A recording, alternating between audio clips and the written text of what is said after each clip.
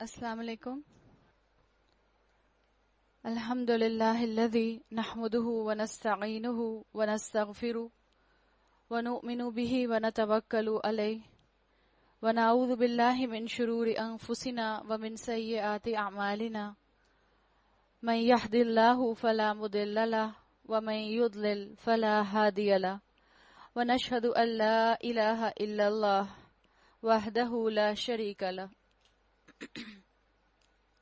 ونشهد أن محمدا عبده ورسوله أما بعد فأعوذ بالله من الشيطان الرجيم بسم الله الرحمن الرحيم رب اشرح لي صدري ويسر لي أمري واحلل عقدة من لساني يفقهوا قولي اللهم ثبتنا عند الموت بلا إله إلا الله.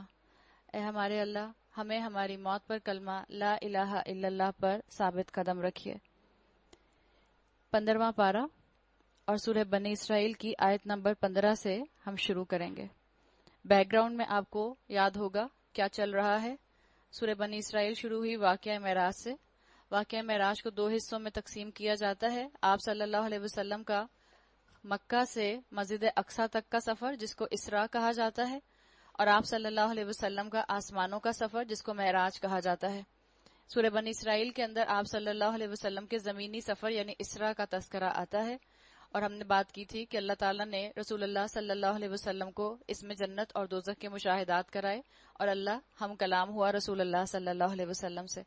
پھر بتایا گیا کہ بنی اسرائیلیوں کے اوپر اللہ تعالیٰ نے 2 عروج اور 2 زوال بھیجے. جو زوال آئے اس کی وجہ بتا دی گئی کہ ان کے پر زوال کیوں آئے. جب انہوں نے شریعت کا انکار کیا، جب شریعت کو انہوں نے پس پشت ڈال دیا، اللہ تعالیٰ نے ان کو زوال کا شکار کیا. اور عروج کی وجہ بتا دی کہ عروج ملا جب بھی انہوں نے کتاب کو قائم کیا، کتاب پر عمل کیا، کتاب کو نافذ کیا. جو 2 زوال آئے تھے، ایک آیا تھا نبوکڈ نظر کے ہاتھوں، اور آپ جانتے ہیں کہ بیبیلون کا بادشاہ تھا اور بہت زبردست طریقے سے اس نے جنگ کی تھی بنی اسرائیلیوں کے خلاف. جو دوسرا زوال آیا تھا وہ رومن جنرل ٹائٹس کے تھرو آیا تھا، اور اس نے ہیکل کی اینٹ سے اینٹ بجا دی تھی. اور آپ کو معلوم ہے کہ آج بھی ان کی بس اس ٹیمپل آف سولومن کی ویلنگ وال ایک ہی رہ گئی ہے. آج بھی اسی کی دیوار کے ساتھ کھڑے ہو کر وہ اپنی عبادت کرتے ہیں، گریہ زاری کرتے ہیں. تو اللہ تعالیٰ نے بتایا کہ کس طرح سے اللہ نے ان کو تباہی کا شکار کیا جب انہوں نے اللہ کی نافرمانی کی. اور آپ کو معلوم ہوگا کہ یہ جنرل رومن ٹائٹس جو تھا، اس نے فلسطین سے بنی اسرائیلیوں کو نکال دیا تھا، اور تقریباً 600 سال تک یہ فلسطین میں دوبارہ انٹر نہیں ہو سکے. جب تاریخ بتاتی ہے کہ جب حضرت عمر رضی اللہ عنہ کا دور تھا، اس وقت ان کو فلسطین میں آنے کی اجازت دی گئی. تو اللہ تعالیٰ نے جب بنی اسرائیلیوں کے عروج اور زوال کا ذکر کیا، پھر دن رات کا ذکر کیا، اور بتا دیا کہ ہر دن کے بعد رات آتی ہے، اور اگر رات ہے تو تم نا امید نہ ہو، دن ضرور آئے گا. تاکہ مسلمان امت جن پر آج زوال ہے، جو امت اس وقت سو رہی ہے، جو امت اس وقت غافل ہے، اس کو احساس ہو جائے کہ اس نے بھی اپنے لیے کوئی اچھے کام کرنے ہیں تاکہ دوبارہ سے عروج کو حاصل کر سکے. آج مسلمان امت کے اندر برین ڈرین ہے. ہمارا سارا ینگ کراؤڈ جو ہے وہ باہر جا رہا ہے، اور باہر جا کر کتنے بچے اپنے ایمان پر قائم رہتے ہیں، کتنے تقوی پر قائم رہتے ہیں، ہم اچھی طرح جانتے ہیں. اللہ چند کو بچا کے رکھتا ہے، باقی زیادہ تر تو اسی رو میں بہہ جاتے ہیں. تو اللہ تعالیٰ نے بتا دیا کہ مسلمانوں کے اوپر بھی اگر عروج آئے گا تو محنت کی جا سکتی ہے. مسلمانوں کی زندگیوں میں جب قرآن کا اور سنت کا نور چمکے گا تو دوبارہ سے مسلمان اپلفٹ ہو جائیں گے. اور اللہ نے آگے بتا دیا کہ ہر انسان کے جو نامہ اعمال ہیں وہ اس کی گردن میں لٹک رہے ہیں. کوئی دن منحوس نہیں ہوتا، کوئی رنگ منحوس نہیں ہوتا. اللہ نے کہہ دیا اصل برکت ہوتی ہے نیکیوں کی، اور اصل نحوست ہوتی ہے گناہوں کی. آیت نمبر 15 میں آتا ہے من اہتدی فانما یہتدی لنفسہ ومن ضل فانما یضل علیہا ولا تزر وازرۃ وزر اخری وما كنا معذبین حتی نبعث رسولا. جو کوئی راہ راست اختیار کرے اس کی راست روی اس کے اپنے لیے مفید ہے، اور جو گمراہ ہو اس کی گمراہی کا وبال اسی پر ہے. کوئی بوجھ اٹھانے والا دوسرے کا بوجھ نہ اٹھائے گا. بتا دیا گیا کہ انڈیویجول اکاؤنٹیبلٹی ہوگی، اور ہم عذاب دینے والے نہیں ہیں جب تک کہ لوگوں کو حق و باطل کا فرق سمجھانے کے لیے ایک پیغمبر نہ بھیج دیں. جب ہم کسی بستی کو ہلاک کرنے کا ارادہ کرتے ہیں تو اس کے خوشحال لوگوں کو حکم دیتے ہیں اور وہ اس میں نافرمانیاں کرنے لگتے ہیں. خوشحال لوگوں کو حکم دیتے ہیں، کیا مطلب ہے؟ اللہ معاشرے کے اندر جو بگاڑ لاتا ہے وہ کس کے تھرو لاتا ہے؟ ایلیٹ کے تھرو لاتا ہے. اس لیے کہ جب ایلیٹ بگڑتے ہیں اور وہ اپنی نعمتوں کے مس یوز کی وجہ سے بگڑتے ہیں، کافروں کی نقالیاں کرتے ہیں، جب ان کی ساری لائلٹیز کافروں کے ساتھ ہو جاتی ہیں، تو جس ڈگر پر وہ چلتے ہیں معاشرہ بھی اسی ڈگر پر چلنا شروع کر دیتا ہے. تو اس لیے یہاں کہا گیا کہ ہر کوئی اپنی اپنی اکاؤنٹیبلٹی کرے. حضرت عمر رضی اللہ عنہ کہا کرتے تھے حاسبو قبل ان تحاسبو، اپنا حساب لو اس سے قبل کہ تمہارا حساب لیا جائے. تو بتا دیا گیا کہ عذاب کا فیصلہ اس وقت چسپاں ہوتا ہے جب بستی کی بستیاں پوری کی پوری گناہوں میں انوالو ہو جاتے ہیں، تب عذاب کا فیصلہ اس بستی پر چسپاں ہو جاتا ہے اور ہم اسے برباد کر کے رکھ دیتے ہیں. مترفین کے ذریعے، ملا کے ذریعے، سرداروں کے ذریعے، ایلیٹ کے ذریعے جب گناہ پھیلتے ہیں. دیکھ لو کتنی ہی نسلیں ہیں جو نوح کے بعد ہمارے حکم سے ہلاک ہوئیں. تیرا رب اپنے بندوں کے گناہوں سے پوری طرح باخبر ہے اور سب کچھ دیکھ رہا ہے. جو کوئی اس دنیا میں جلدی حاصل ہونے والے فائدوں کا خواہش مند ہو، من کان یرید العاجلہ عجلنا لہ فیہا ما نشاء لمن نرید. جو کوئی جلدی کا فائدہ مند کا خواہش، جو کوئی جلدی نعمتوں کے لینے کا خواہش مند ہوگا، اسے ہم یہی دے دیتے ہیں جو کچھ بھی اسے دینا چاہیں. ہم نے کل بھی بات کی تھی، حضرت عمر رضی اللہ عنہ جو تھے وہ کہا کرتے تھے کہ مجھے خوف آتا ہے اس امت کے اوپر نعمتوں کی بارش دیکھ کر کہ کہیں اللہ تعالیٰ نے اس کو خیر دینے میں جلدی تو نہیں کر دی، کہیں سارا خیر اسی دنیا میں تو نہیں دے دیا گیا. ان کو ڈر لگا کرتا تھا. دنیا مچھر کے پر سے زیادہ بھی حقیر ہے، تو جو بھی اس کا ارادہ کرے گا وہ دیکھ لے کہ اللہ پھر اس کو جلدی دے دے گا، لیکن حقیقت میں ملے گا کیا اس کو؟ مچھر کا پر. پھر اس کے مقسوم میں جہنم لکھ دیتے ہیں جسے وہ تاپے گا ملامت زدہ اور رحمت سے محروم ہو کر. اور جو آخرت کا خواہش مند ہو، آخرت کا خواہش مند انسان کیسے ہوتا ہے؟ آخرت کا خواہش مند انسان ہوتا ہے آخرت کا ارادہ کر کے، اس ارادے پر عمل کر کے، پھر اس کی خواہش مندی ظاہر ہوتی ہے. اور اس کے لیے صحیح کرے جیسی کہ اس کے لیے صحیح کرنی چاہیے، اور ہو وہ مومن تو ایسے ہر شخص کی صحیح مشکور ہوگی. ان کو بھی اور ان کو بھی دونوں فریقوں کو ہم دنیا میں سامان زیست دیے جا رہے ہیں. یعنی جو دنیا کا طلبگار ہے اللہ اس کو بھی دے رہا ہے، جو آخرت کا طلبگار ہے اللہ اس کو بھی دے رہا ہے. دو کیٹیگریز بتا دی گئیں، ایک کو صرف دنیا ملے گی، ایک کو دنیا بھی ملے گی. یعنی جو آخرت مانگے گا اللہ اسے دنیا چھینے گا نہیں، اللہ آخرت اس کو بھی دے گا. تو بہتر ہے کہ انسان اپنی آخرت کے لیے کانشیس ہو جائے، اپنی دنیا کو چھوڑ دے. دنیا خود بخود اللہ تعالیٰ دیتے جائیں گے، جو نصیب اور تقدیر میں ہوگی وہ دنیا مل کر رہے گی. مگر دیکھ لو دنیا ہی میں ہم نے ایک گروہ کو دوسرے گروہ پر کیسی فضیلت دے رکھی ہے، اور آخرت میں اس کے درجے اور بھی زیادہ ہوں گے اور اس کی فضیلت اس سے بھی زیادہ بڑھ چڑھ کر ہوگی. اللہ کی نظر میں ایسے لگتا ہے ان آیات میں اس انسان کے لیے بیزاری ہے جو صرف اور صرف دنیا مانگتا ہے. تو کانشیس ہو کر آخرت کا ارادہ کریں، آخرت کے خواہش کے ساتھ محنت کریں، اور علم حاصل کرنا اس کا سب سے پہلا قدم ہے. اگر آپ آخرت کے خواہش مند ہیں تو آخرت کا خواہش مند بننے کے لیے سب سے پہلا قدم جو آپ کو اٹھانا ہوگا وہ علم کا ہوگا. علم آپ کو عمل پر دوڑائے گا. مگر دیکھ لو دنیا ہی میں ہم نے ایک گروہ کو دوسرے پر کیسی فضیلت دی، اور اللہ تعالیٰ نے بتا دیا کہ اللہ جس کو چاہے بڑھ چڑھ کر فضیلت دے سکتا ہے. تو اللہ کے سوا تم کسی کو معبود نہ بناؤ، ورنہ ملامت زدہ اور بے یار و مددگار بیٹھے رہ جاؤ گے. تیرے رب نے فیصلہ کر دیا تم لوگ کسی کی عبادت نہ کرو مگر صرف اس کی.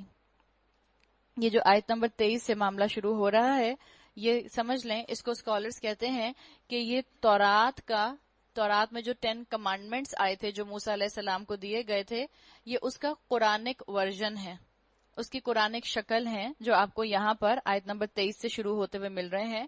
اور ابن عباس کا قول بھی اس کی سپورٹ میں مل جاتا ہے. اللہ تعالیٰ نے کیا کہا؟ وَقَضَىٰ رَبُّكَ أَلَّا تَعْبُدُوا إِلَّا إِيَّاهُ وَبِالْوَالِدَيْنِ إِحْسَانًا إِمَّا يَبْلُغَنَّ عِندَكَ الْكِبَرَ أَحَدُهُمَا أَوْ كِلَاهُمَا فَلَا تَقُل لَّهُمَا أُفٍّ وَلَا تَنْهَرْهُمَا وَقُل لَّهُمَا قَوْلًا كَرِيمًا. تیرے رب نے فیصلہ کر دیا ہے تم لوگ کسی کی عبادت نہ کرو مگر صرف اس کی. والدین کے ساتھ نیک سلوک کرو. اگر تمہارے پاس ان میں سے کوئی ایک یا دونوں بوڑھے ہو کر رہیں تو انہیں اف تک نہ کہو. اللہ تعالیٰ نے بتا دیا، پہلے اپنی بات کی کہ انسان اپنے آپ کو شرک سے محفوظ رکھے، اور ہم شرک پر بات کر چکے ہیں کہ شرک کتنی طرح کا ہوتا ہے. 3 طرح کا شرک ہوتا ہے. ہمیں ہر طرح سے اپنے خیالات کو، اپنی عبادات کو، اپنی سوچ کو، اپنے عقیدے کو شرک سے پاک کرنا ہے. ساری امیدیں اللہ سے، ساری اپروچ اللہ سے کر کے ہم نے دعاؤں کا جو سلسلہ بنانا ہے وہ اللہ کے ساتھ بنانا ہے. تو اللہ نے کہا کہ اللہ کے ساتھ کسی کو شریک نہ کرو، شرک سے اپنے آپ کو محفوظ رکھو، اور شرک سے انسان صرف کانشیس ہو کر علم کے ساتھ محفوظ رہ سکتا ہے، ورنہ بہت باریکی سے انسان شرک میں مبتلا ہو سکتا ہے اور اس کو علم بھی نہیں ہوتا. پھر اللہ تعالیٰ نے اپنے بعد والدین کا ذکر کیا کہ ان کے ساتھ نیک سلوک کرو. وَبِالْوَالِدَيْنِ إِحْسَانًا، وَبِالْوَالِدَيْنِ اور والدین کے ساتھ احسانً. یہاں پر کیا آیا؟ حسن سلوک کرنا. یہ نہیں آیا امر، نہیں آیا حکم، نہیں آیا یہاں پر فعل امر، نہیں آیا کمانڈ، نہیں آئی، بلکہ یہاں پر ایک اسم کی شکل آئی. اور یہ اسم کی شکل اس طرح سے لانے کا مطلب کیا ہے؟ آپ کو پہلے بھی بتایا کہ عربی زبان کے اندر اسم اور فعل کے اندر بیسک فرق یہ ہوتا ہے کہ اسم والی چیز جب آتی ہے تو اس کا مطلب ہے کہ یہ چیز ہمیشہ ہوگی. فعل کے اندر جو ہے وہ ٹیمپرری فیلنگز ہوتی ہیں، اس لیے کہ فعل میں کوئی کرنے والا چاہیے ہوتا ہے. کوئی ہوگا تو یہ کام کرے گا، کوئی ہوگا تو یا وہ کام ماضی میں کرے گا، یا حال میں کرے گا، یا مستقبل میں کرے گا. اللہ نے کہا وَبِالْوَالِدَيْنِ إِحْسَانًا، اور والدین کے ساتھ حسن سلوک کرنا ہے. یہاں پر یہ آ گیا ہے مصدر کے طور پر، اسم کے طور پر بتا دیا گیا کہ والدین کی خدمت ایسے کرو جیسے تمہیں لگے کہ ان کی خدمت کرنے میں تمہارا فائدہ ہے. تمہیں ایسے لگے کہ والدین کی خدمت کرنا تمہارے لیے پلیجر ہے. تمہیں ایسے لگے کہ والدین کی بات ماننا، ان کی خدمت کرنا تمہارے لیے آنر ہے. ہمارے لیے والدین کا معاملہ کیا ہو جاتا ہے کہ اکثر اولاد اپنے والدین کو ان کے بڑھاپے میں صرف ٹالریٹ کر رہی ہوتی ہے، جبکہ اللہ تعالیٰ نے قرآن میں جگہ جگہ کہا ہے کہ والدین کے ساتھ حسن سلوک کرو. حسن سلوک سے نیچے کوئی عمل مت کرنا، بیسٹ سے کم کوئی ان کے ساتھ تم معاملہ مت رکھنا، بیسٹ معاملہ رکھنا، چاہے زبان کا استعمال ہو، چاہے الفاظ کا سلیکشن ہو، چاہے تمہاری باڈی لینگویج ہو، چاہے تمہارا ان کے ساتھ معاملہ فہمی ہو. بہت آنر کے ساتھ، بہت پلیجر کے ساتھ ماں باپ کے ساتھ معاملہ کرنا، اپنے آپ کو کمپوزڈ رکھے. اور یہاں کہہ دیا گیا کہ ان کو اف تک نہ کہو. آپ کینڈل اپنے سامنے رکھیں اور کہیں اف، تو آپ کی کینڈل کا جو فلیم ہے وہ بجھ جاتا ہے. جب کینڈل کا فلیم بجھ جاتا ہے، ماں باپ کا دل اس سے بھی زیادہ نازک ہوتا ہے. اور اف کہنا کوئی زبان سے ضروری نہیں ہے کہ اف کہا جائے. ایک تو ہے زبان سے کہنا، ہر وقت مجھے کہتے رہتے ہیں اف، آپ تو بات کو سمجھتی نہیں ہیں، کتنی دفعہ آپ کو بات کو سمجھایا ہے، نوکروں کو ایسے نہ ڈانٹا کریں. اس طرح سے انداز کہنا یہ تو اف ہے ہی. لیکن کبھی کبھی آنکھیں رول کرنا ایک ایٹیٹیوڈ کے ساتھ ماں باپ کے سامنے، یہ بھی والدین کو اف کہنے کے برابر ہے. اور والدین جو ہوتے ہیں وہ اولاد کے چہرے کا تاثر سمجھ جاتے ہیں. آپ یعقوب علیہ السلام کے قصے کو ذہن میں لے آئیے، اس کو دوہرا لیجئے کہ اکیلے غم منا رہے تھے، پھر بھی ان کے بچے اس کے اوپر بھی ان کے اوپر طنز کی بارش کرتے تھے کہ آپ تو یوسف کو ہی یاد کرتے رہیں گے، آپ تو یوسف کی ہی فکر کرتے رہیں گے. تو اللہ تعالیٰ نے بتا دیا یہاں پر کہ والدین کے ساتھ اپنا معاملہ حسن سلوک کا رکھو، اپنے چہرے سے بھی ان کو تم کبھی ہرٹ کرنے کی کوشش نہ کرنا. اگر تمہارے پاس ان میں سے کوئی ایک یا دونوں بوڑھے ہو کر رہیں تو انہیں اف تک نہ کہنا. اور آپ نے وہ آپ صلی اللہ علیہ وسلم کی حدیث سنی ہوگی جس کا مفہوم آتا ہے کہ رسول اللہ صلی اللہ علیہ وسلم نے ایک مرتبہ 3 مرتبہ آمین کہا. جب صحابہ نے پوچھا کہ آپ نے آمین کیوں کہا، تو اللہ کے رسول صلی اللہ علیہ وسلم نے بتایا کہ جبرائیل علیہ السلام آئے تھے اور انہوں نے 3 لوگوں کے خلاف دعا کی، میں نے اس پر آمین کہا. ان 3 لوگوں میں سے ایک وہ تھا جس نے اپنے والدین کو بڑھاپے میں پایا اور ان کی خدمت کر کے جنت نہ کما سکا. تو جبرائیل علیہ السلام نے اس کے خلاف دعا کی اور اللہ کے رسول نے اس کے اوپر آمین کہا. تو دعا کرنے والے جبرائیل علیہ السلام ہو اور آمین کہنے والے رسول اللہ صلی اللہ علیہ وسلم ہو، تو بتائیں ایسے انسان کی نجات کیسے ہو سکتی ہے؟ نہ انہیں جھڑک کر جواب دو، بلکہ ان سے احترام کے ساتھ بات کرو. جیسے جھڑک کے جواب دو کے اندر کیا آتا ہے؟ آج جب اولاد کو والدین دین پر چلنے کے لیے کہتے ہیں تو اولاد کہتی ہے خود تو سارے مزے کر لیے، ہمیں تو کچھ کرنے نہیں دیتے. آپ کی البمز نکال نکال کے پھر آپ کو دکھاتے ہیں، آپ نے تو اس طرح بھی زندگی گزار لی، آپ نے تو یہ ڈریسنگ بھی کر لی، آپ نے تو یہ مزے بھی کر لیے، آپ تو یہ کیا کرتی تھی، ہم تو یہ بھی نہیں کر سکتے.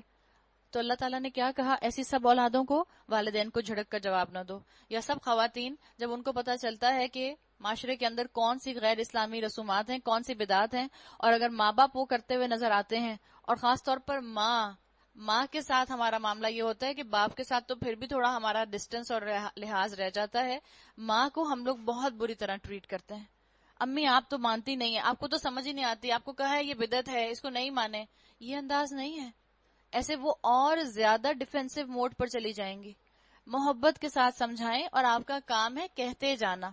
آپ کی ذمہ داری یہ نہیں ہے کہ آپ ان کا عمل بدل کر رکھ دیں. آپ کا کام ہے کہنا. یاد رکھیں ہم ماں باپ کی تربیت نہیں کر سکتے. اولادوں کی تربیت کر سکتے ہیں، ماں باپ کی تربیت نہیں کر سکتے. تو کہا گیا کہ ان کے ساتھ احترام سے بات کرو، نرمی اور رحم کے ساتھ ان کے سامنے جھک کر رہو. یہ جہاں پر جو لفظ آیا ہے وَحْفِظْ لَهُمَا جَنَاحَ الذُّلِّ، جناح الذُّلِّ یہاں پر آتا ہے، ایک عربی زبان کا محاورہ ہے. جیسے اردو انگریزی میں محاورے استعمال ہوتے ہیں، ایڈیومیٹک فریزز استعمال ہوتے ہیں، اسی طرح یہ جناح الذُّلِّ یہ عربی زبان کا ایک محاورہ ہے. اپنے پروں کو جھکا کر رکھو رحمت کے، یعنی ان کے سامنے جو ہے اکڑ کر مت کھڑے ہونا. جس ماں نے تمہیں گودوں میں لے لے کر سنبھالا ہے، جس ماں نے تمہارے ڈائپرز بدلے ہیں، جب تم خود 6 فٹ کے ہو جاؤ، جب تم خود ماں سے نکلتے ہوئے قد کے ساتھ ہو جاؤ، تو ماں کے ساتھ روب سے بات نہ کرنا، ماں کے ساتھ جھڑک کے بات نہ کرنا، بلکہ کیا کرو اور دعا کیا کرو وَقُلْ رَبِّ ارْحَمْهُمَا كَمَا رَبَّيَانِي صَغِيرًا، کہ اللہ تعالیٰ جس طرح انہوں نے رحمت اور شفقت کے ساتھ مجھے بچپن میں پالا تھا، آپ بھی ان کے اوپر رحم فرمائیے. تمہارا رب خوب جانتا ہے کہ تمہارے دلوں میں کیا ہے. اولاد کی تربیت والدین کرتے ہیں تو والدین کو رب والا معاملہ جو ہے، رب والا ایسپیکٹ اپنی زندگی میں لانا پڑتا ہے. آپ نے رب کی ڈیفینیشن میں ایک اینگل پڑھا تھا، مربی، تربیت کرنے والا. والدین بھی تربیت کرتے ہیں، اس لیے یہاں پر لفظ آیا رب ارحمہما کما ربیانی صغیرا، جیسے انہوں نے میری تربیت کی تھی، جس رحمت اور شفقت کے ساتھ انہوں نے مجھے پالا تھا. تو جیسے ماں باپ نے ہمارے ساتھ شفقت کا معاملہ کیا تھا، ہم والدین کی خدمت کر کے ان کا تھوڑا سا جو ہے احسان کے ساتھ رویہ رکھ کے ہم تھوڑا سا ان کے ساتھ جو ہے شکریہ کا ایلیمنٹ شامل کر سکتے ہیں.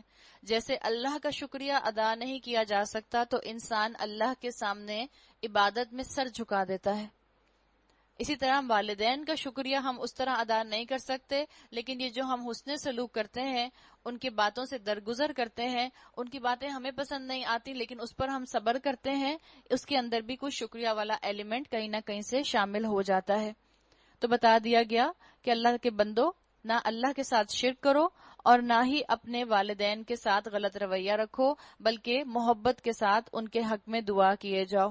یاد رکھیں جس معاشرے کے اندر شرک ہوگا، اسکالرز کہتے ہیں اسی معاشرے میں والدین اچھے نہیں لگتے، اور پھر ایسے میں والدین کا ٹھکانہ اولڈ ہومز بن جاتا ہے، اس لیے کہ رہنے والے لوگوں کا فوکس اپنی ذات پر ہوتا ہے. سیلف سینٹرڈ لوگ بن جاتے ہیں، صرف اپنے اوپر خرچ کرنا پسند کرتے ہیں.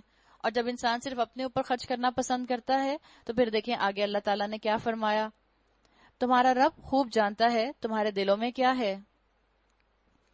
ایک رب بیانی صغیرہ کے اندر، رب ارحمہما کے اندر یہ چیز بھی آتی ہے کہ ہم اپنے اللہ سے ضرور دعا کریں کہ اللہ تعالیٰ ہمارے ماں باپ کے اندر جو کمی کوتاہی رہ گئی ہے اس کو اپنی رحمت سے دور فرما دے اور اس کو درگزر فرما دے. اگر تم سوالے بن کر رہو تو ایسے سب لوگوں کے لیے درگزر کرنے والا اللہ ہے جو اپنے قصور پر متنبہ ہو کر بندگی کے رویے کی طرف پلٹ آئیں. رشتہ دار کو اس کا حق دو. بتا دیا گیا کہ جب خرچ کرنے کی بات آئی، جب یہ کہا گیا کہ لوگ جو ہیں وہ اللہ کے راستے میں خرچ نہیں کرتے، کب؟ جب والدین کی عزت نہیں کرتے. اور والدین کی عزت کیوں نہیں کرتے؟ کب؟ جب وہ اللہ کے ساتھ کسی کو شریک ٹھہراتے ہیں. تو کہا گیا کہ رشتہ دار کو اس کا حق دے دو، اپنی پرائرٹیز کو درست رکھو، درست پرائرٹیز کے ساتھ زندگی گزارو، تمہارا معاشرہ ایک روشن معاشرے کی مثال بن سکتا ہے.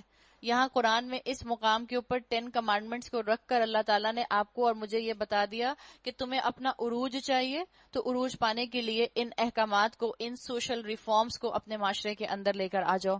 آپ صلی اللہ علیہ وسلم کی حدیث کا مفہوم آتا ہے، یہ جو رشتہ دار کو اس کا حق دینے کی بات آئی، آپ نے فرمایا جو کوئی چاہے کہ اس کی روزی میں برکت ہو، اس کی عمر لمبی ہو، تو اس کو چاہیے کہ صلہ رحمی کرے اور رشتوں کو جوڑے. تو اگر آپ اور میں چاہتے ہیں کہ ہمارے رزق میں برکت ہو تو ہم اللہ کی خاطر اپنے رشتہ داروں سے جڑیں.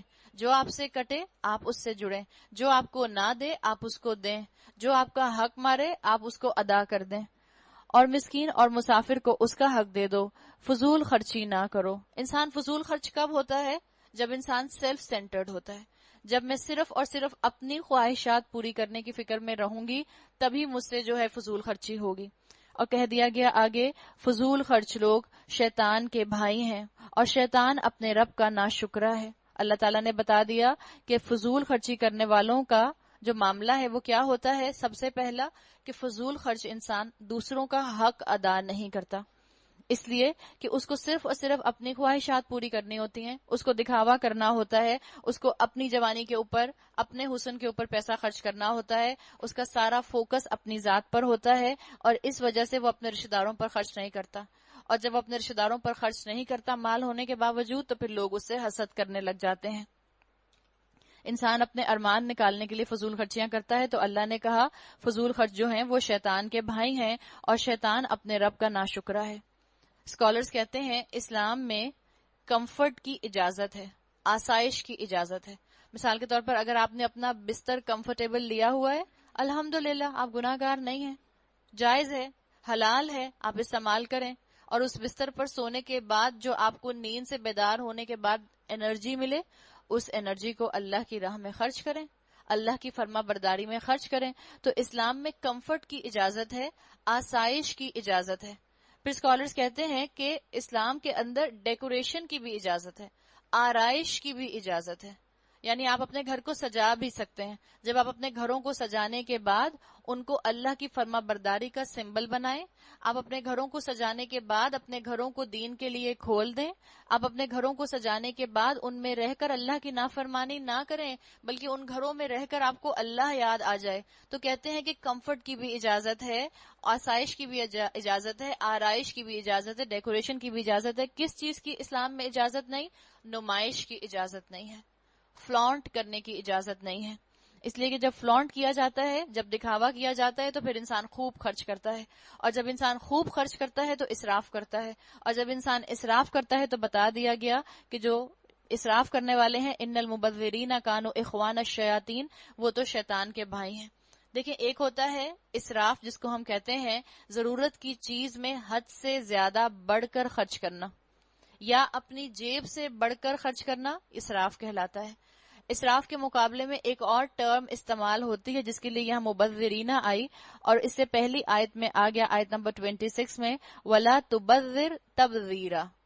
تبذیر کہتے ہیں صرف اور صرف دکھاوے کے لیے خرچ کرنا. اور تبذیر کا مظاہرہ ہمارے ہاں شادیوں کے اندر بے تحاشا نظر آتا ہے، بے تحاشا. وہی سٹیج جو ایک اچھے طریقے سے ڈیکوریشن کر کے ایک اچھے بجٹ میں بنایا جا سکتا ہے، ایک کمفرٹیبل ڈیسنٹ بجٹ میں بنایا جا سکتا ہے، ہم اس کے اوپر لاکھوں لگا کر اس کو بناتے ہیں. کیوں؟ تاکہ جیسا میرے بیٹے کے ولیمے کا سٹیج بنے ایسا کبھی کسی کا نہ بنا ہو، سب لوگ واہ واہ کرتے ہوئے جائیں. تو اس کے اندر فلانٹ کرنے کا فیکٹر آ جاتا ہے.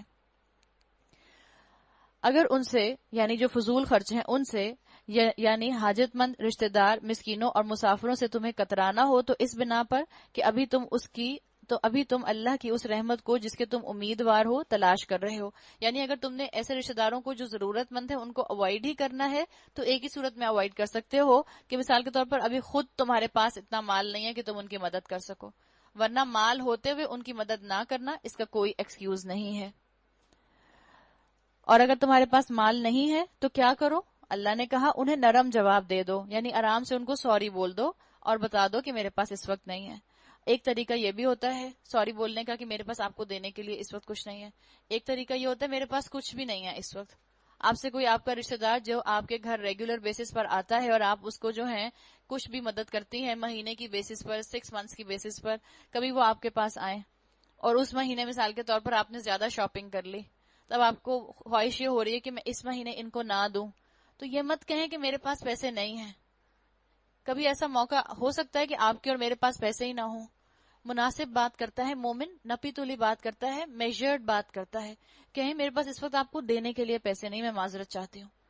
اور اگر آپ مثال کے طور پر ان کو 20 دیتی ہیں تو 5 دے سکتی ہیں تو 5 دے دیں، 2 دے سکتی ہیں 2 دے دیں، کچھ تھوڑے بہت دے دیں تاکہ اللہ تعالیٰ آپ پر رحم فرمائے جب آپ زمین والوں پر رحم فرمائیں گی. نہ تو اپنا ہاتھ گردن سے باندھ رکھو اور نہ اسے بالکل ہی کھلا چھوڑ دو کہ ملامت زدہ اور عاجز بن کر رہ جاؤ. تیرا رب جس کے لیے چاہتا ہے رزق کشادہ کرتا ہے اور جس کے لیے چاہتا ہے تنگ کر دیتا ہے. وہ اپنے بندوں کے حال سے باخبر ہے اور انہیں دیکھ رہا ہے. بتا دیا کہ اتنی فضول خرچی نہ کرو، کہ اب تم اپنی اتنی فضول خرچی کرو، اپنے اوپر اتنا خرچ کرو، اپنی ہی جان کو اتنا سنوارتے رہو کہ تمہارا اپنی اولاد پر بھی خرچ کرنے کو دل نہ کرے. اور ہم سوچتے ہیں تو ہمیں یقین نہیں آتا کہ کبھی ماں باپ بھی ایسا کر سکتے ہیں کہ اپنی اولاد کے اوپر خرچ نہ کریں. ہم مسلمان ہیں، ہمیں معلوم ہے کہ ہمارے سامنے دو طرح کے جہان ہیں. ایک جہان ہمیں نظر آتا ہے اور ایک جہان ہمیں نظر نہیں آتا. جس جہان میں ہم رہتے ہیں اس کو کہتے ہیں عالم شہادہ. شہادت کا مطلب ہے گواہی. گواہی کس چیز کی؟ میں وٹنس ہوں کہ میں اس معاشرے کے اندر، اس دنیا کے اندر، اس پلانٹ ارتھ کے اوپر موجود ہوں. یہ عالم شہادہ ہو گئی. ایک ہے عالم غیب. جو اولاد ہماری عالم الشہادہ میں ہوتی ہے اس پر تو ہم خرچ کرتے ہیں، اس پر خرچ کرنے سے ہم نہیں رکتے. جو اولاد ابھی عالم الغیب میں ہوتی ہے، کس طرح سے؟ مثال کے طور پر ماں کے ووم میں ہوتی ہے، اس سے انسان اس سے شیئر کرتے ہوئے گھبرانے لگ جاتا ہے، اس کے اوپر جو ہے خرچہ کرتے ہوئے انسان گھبراتا ہے. جب بھی بتا دیا گیا، پہلے خرچ کا ذکر کیا گیا. سب سے پہلے اللہ نے اپنی اطاعت کا ذکر کیا کہ اللہ کے ساتھ کسی کو شریک نہ کرو. پھر والدین کو دوسری سٹیج پہ بتایا گیا کہ ان کے ساتھ حسن سلوک کرو.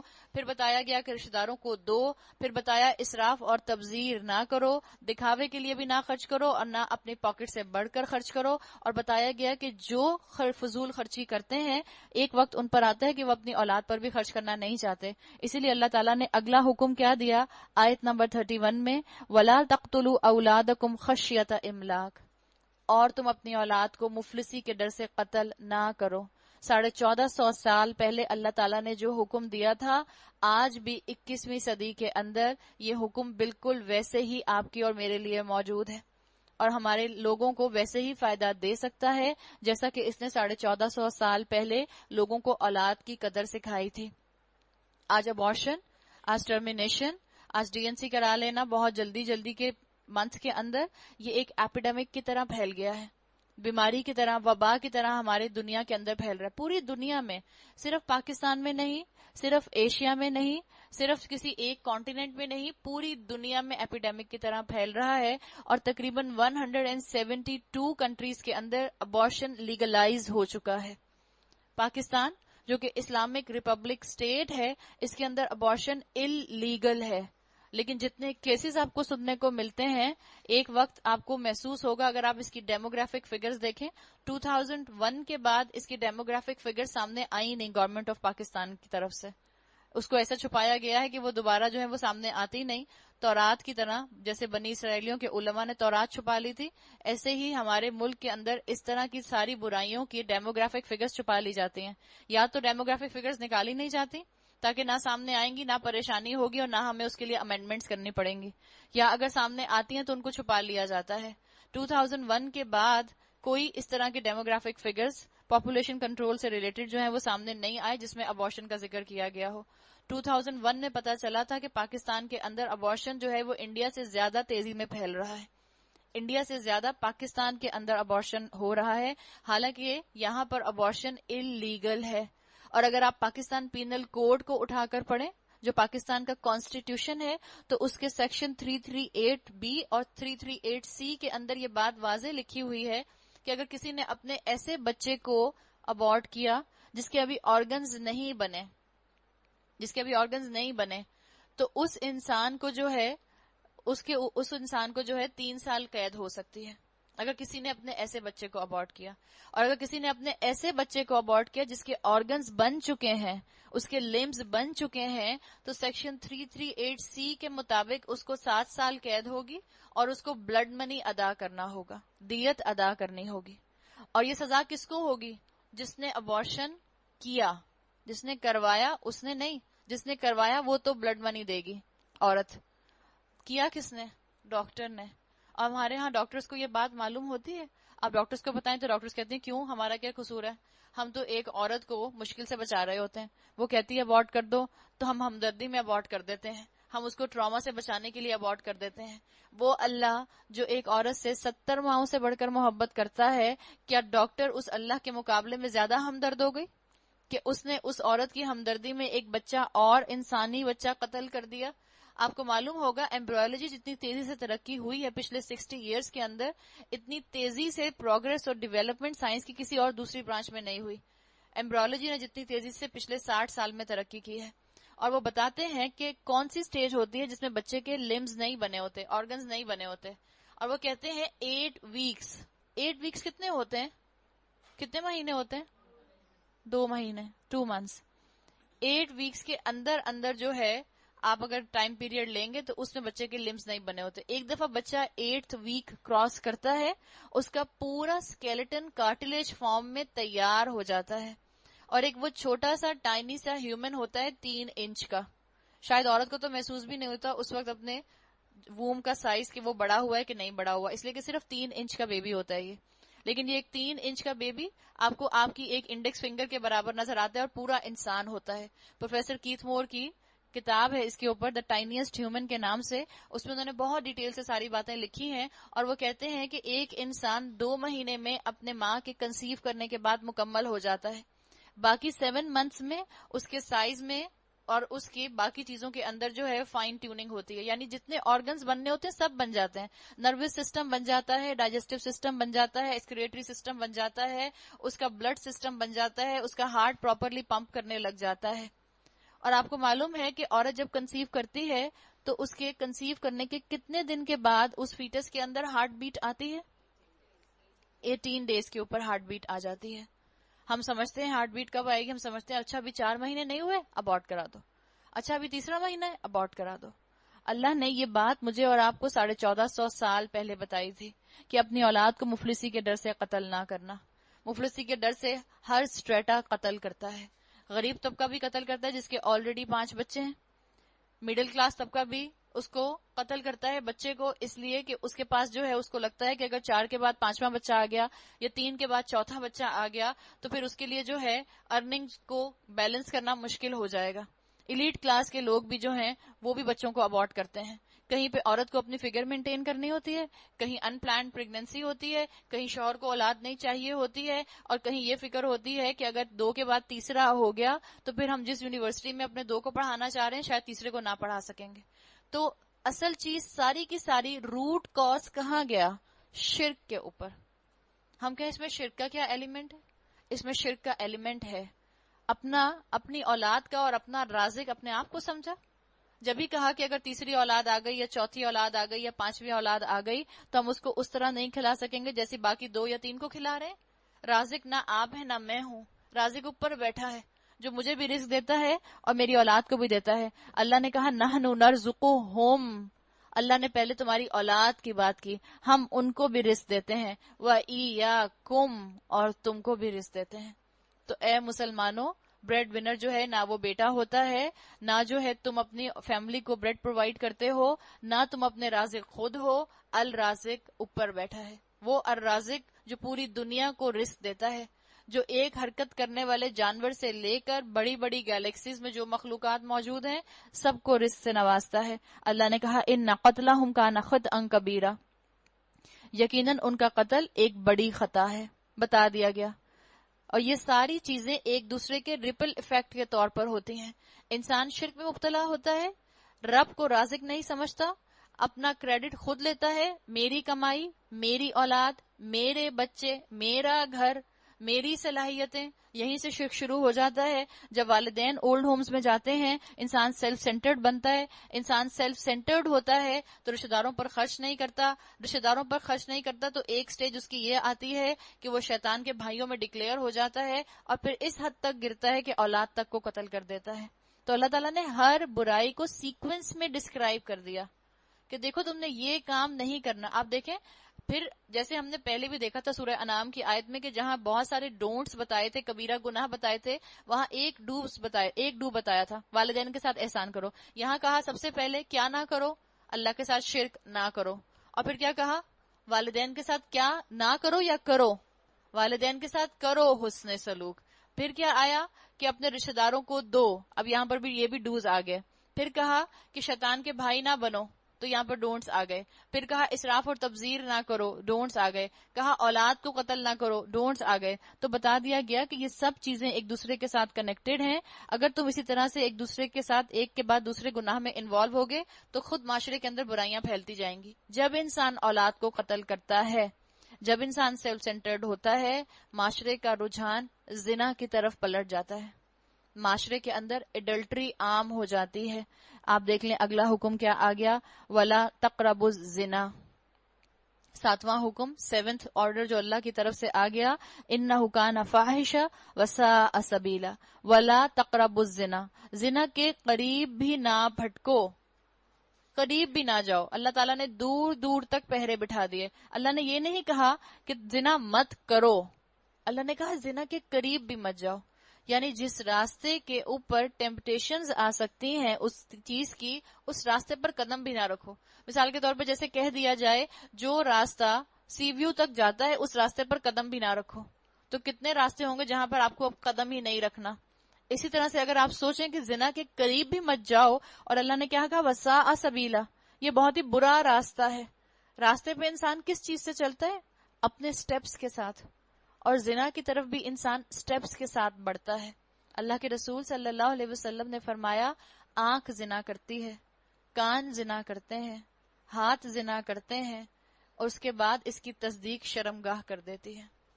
یعنی زنا کے بھی مختلف لیولز ہیں. تو یہاں سارے ان گناہوں کو ڈیٹیل سے ڈسکرائب کر دیا گیا. تو زنا سے اپنے آپ کو بچانے والا وہی ہو سکتا ہے جس کو اپنے آپ کو شرک سے بچانے کی کانشیسنس ہوگی، جو والدین کی عزت کرے گا، جو رشتہ داروں پر خرچ کرے گا، جو سیلف سینٹرڈ نہیں ہوگا، جو اپنی اولاد کا خیال رکھے گا، جو اولاد کی نعمت ملنے کے بعد اس کو قتل نہیں کر دے گا، وہی زنا سے بچے گا. جتنا ابارشن عام ہوگا اتنا ایکسٹرا میریٹل افیئرز اور پری میریٹل افیئرز عام ہو جائیں گے. اور آج جس شہر کے اندر آپ اور میں رہتے ہیں وہاں جس کوانٹٹی کے اندر نکاح نہیں ہوتے، اس کوانٹٹی میں ایکسٹرا میریٹل اور پری میریٹل افیئرز ہیں. ینگ بچے جو آفیسز میں کام کرتے ہیں، کبھی ان کے لائف سٹائلز کو دیکھیں، کبھی ان سے پوچھیں کتنی بچیوں نے اپنی عزت کھوئی ہے اس چکر میں. کیوں؟ اس لیے کہ زنا کے راستے پر آہستہ آہستہ انسان پڑ جاتا ہے. شیطان کہتا ہے تو کیا ہو گیا، تمہارا ارادہ تھوڑی ہے کرنے کا. بالکل جیسے اس نے ہمارے والد آدم علیہ السلام کو بہکایا تھا، ایسے ہی وہ آج کی اس جنریشن کو بہکاتا ہے. اور اس جنریشن کو کیا، بڑی عمر کی خواتین اور مرد بھی. ہمارے ہی معاشرے کی خواتین ہیں جو یہ تو برداشت کر لیتی ہیں کہ شوہر کی گرل فرینڈز ہوں، شوہر کے کسی کے ساتھ جو ہیں وہ ریلیشن شپس ہوں، لیکن یہ برداشت نہیں کرتی کہ شوہر دوسری بیوی لے کر آ جائے. تو ایسے معاشرے کے اندر پھر زنا ہی عام ہوگا. اگلی چیز جس سے روکا گیا وہ ہے وَلَا تَقْتُلُوا النَّفْسَ الَّتِي حَرَّمَ اللَّهُ إِلَّا بِالْحَقِّ. قتل نفس کا ارتکاب نہ کرو جسے اللہ نے حرام کیا ہے مگر حق کے ساتھ. بتا دیا گیا اسسٹڈ سوسائڈ نہ کرو، سوسائڈ نہ کرو، مرسی کلنگ نہ کرو، یوتھنیسیا نہ کرو. بتا دیا گیا کہ کسی انسان کو ٹارگٹ کل کر کے نہ مارو. یہ سب چیزیں حرام ہیں، اللہ نے منع کر دیا. جو اسلام کی سزاؤں کے ذریعے مختلف سزائیں رکھی گئی ہیں اس سے کسی کی جان چلی جاتی ہے تو صرف اسٹیٹ، وہ بھی قاضی وقت جو ہے وہ فیصلہ کر کے ان سزاؤں کو نافذ کر سکتا ہے. مثال کے طور پر کسی کا قتل ہو گیا، انٹینشنل مرڈر کیا، اس کا بدلہ قصاص ہے، جان کے بدلے جان دینی ہوگی. اس صورت میں جان لی جا سکتی ہے. مثال کے طور پر کسی شادی شدہ مرد اور عورت نے زنا کیا، اس صورت میں ان کے لیے 4 گواہ بھی مل گئے، اسلامی سزا نافذ ہو گئی، اسلامک اسٹیٹ ہے، قاضی موجود ہے، شریعہ لا قائم ہے، تو اس صورت میں رجم کر کے سٹوننگ ٹو ڈیتھ والا معاملہ اس کے ساتھ کیا جائے گا تو جان لی جا سکتی ہے الا بالحق کے اندر. اور پھر کچھ اسکالرز کے مطابق اپوسٹیٹ مرتد کی سزا بھی یہ ہے کہ اس کو قتل کر دیا جائے. ان صورتحال کے علاوہ اور کوئی طریقہ کار نہیں ہے جس سے کسی انسان کی جان لی جا سکے. اور جو شخص مظلومانہ قتل کیا گیا ہو اس کے ولی کو ہم نے قصاص کے مطالبے کا حق عطا کیا ہے، بس چاہیے کہ وہ قتل میں حد سے نہ گزرے، اس کی مدد کی جائے گی. مال یتیم کے پاس نہ بھٹکو مگر احسن طریقے سے، یہاں تک کہ وہ اپنے شباب کو پہنچ جائے. وَأَوْفُوا بِالْعَهْدِ إِنَّ الْعَهْدَ كَانَ مَسْئُولًا.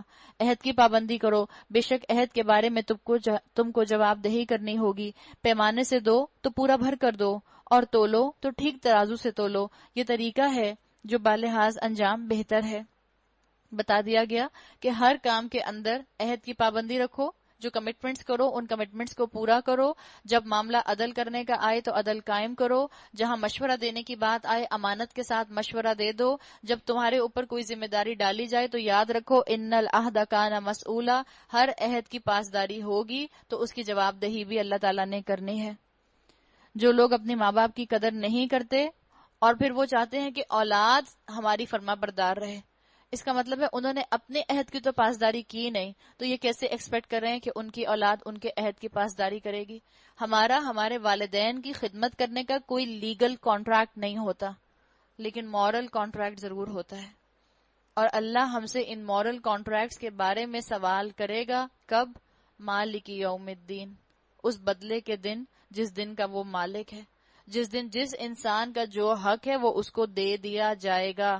دنیا میں فزیکل لاز موجود ہیں، دنیا کے اندر لیگل لاز موجود ہیں، لیگل لاز کے مطابق کوئی گناہ کرے گا کرمنل کہلائے گا، اس کو سزا مل جائے گی۔ مورل لاز کے مطابق کوئی غلطی کرے گا، گناہ کرے گا، ہو سکتا ہے اس کو دنیا میں سزا نہ ملے۔ جو اپنے والدین کو مثال کے طور پہ اولڈ ہوم میں چھوڑ کر آ جائے، کیا دنیا کا کوئی قانون اس کو جیل میں ڈال سکتا ہے؟ کوئی قانون نہیں ڈال سکتا۔ اللہ کی جیل موجود ہے اس کے لیے، اس لیے کہ اللہ کے ہاں میرا اور آپ کا یہ ایک مورل کانٹریکٹ ہے۔ اللہ نے کہا زمین پر اکڑ کر مت چلو، ولا تمشی فی الارض مرحا، زمین پر اکڑ کر مت چلو، تم نہ زمین کو پھاڑ سکتے ہو نہ پہاڑوں کی بلندی کو پہنچ سکتے ہو۔ یعنی کیا کہا؟ Don't think too much of your self, ایک ایٹیٹیوڈ کے ساتھ مت چلنا، ایک باڈی لینگویج کے ساتھ مت چلنا، اپنے آپ کو کچھ سمجھتے ہوئے مت چلنا۔ اب میں نے یہ کپڑے پہنے، سب سے اچھی میں لگ رہی ہوں، اف میرا یہ ابایا، کیا ابایا پہن کر انسان نہیں اترا سکتا؟ ابایا پہن کر بھی انسان اترا سکتا ہے۔ اف میرا حجاب، سب سے خوبصورت میرا حجاب۔ اف میرا انداز، سب سے خوبصورت میرا انداز۔ اللہ نے کہا زمین پر اکڑ کر مت چلو۔ تو یہ بتائیں انسان زمین کے علاوہ کہیں چلتا ہے کہ ہم کہیں اچھا زمین پر نہیں اکڑیں گے، کہیں اور جا کے تھوڑا سا ذرا اکڑ لیں گے؟ زمین کے علاوہ کہیں ہم چلتے ہیں؟ ہم اٹھتے بیٹھتے سوتے لیٹتے کھاتے پیتے سب زمین کے اوپر ہی ہیں۔ تو جتنی دیر زندہ ہو ایٹیٹیوڈ کے ساتھ زندہ مت رہنا، تکبر کے ساتھ زندہ مت رہنا۔ بتا دیا گیا اپنی باڈی لینگویج کو درست رکھنا، کسی کو حقارت سے مت دیکھنا۔ اللہ تم سے ہر چیز کا سوال کرے گا۔ جب اللہ نے کہہ دیا ان العہد کان مسئولا، تم سے ہر چیز کا سوال ہوگا، یاد رکھنا۔ اللہ تم سے تمہاری بصارت کا سوال کرے گا، تمہارے آئی کیو کا سوال کرے گا، تمہارے گرے میٹر کا سوال کرے گا، تمہاری عقلوں کا، تمہاری انٹلیکٹ کا سوال کرے گا۔ تو ایٹیٹیوڈ کے ساتھ مت چلنا۔ حضرت علی رضی اللہ عنہ کہا کرتے تھے، ان کے قول کا مفہوم آتا ہے کہ انسان اگر تجھے گناہ کرنا ہی ہے تو کسی ایسی جگہ جا کر گناہ کر جہاں سے تجھے اللہ نہ سکے۔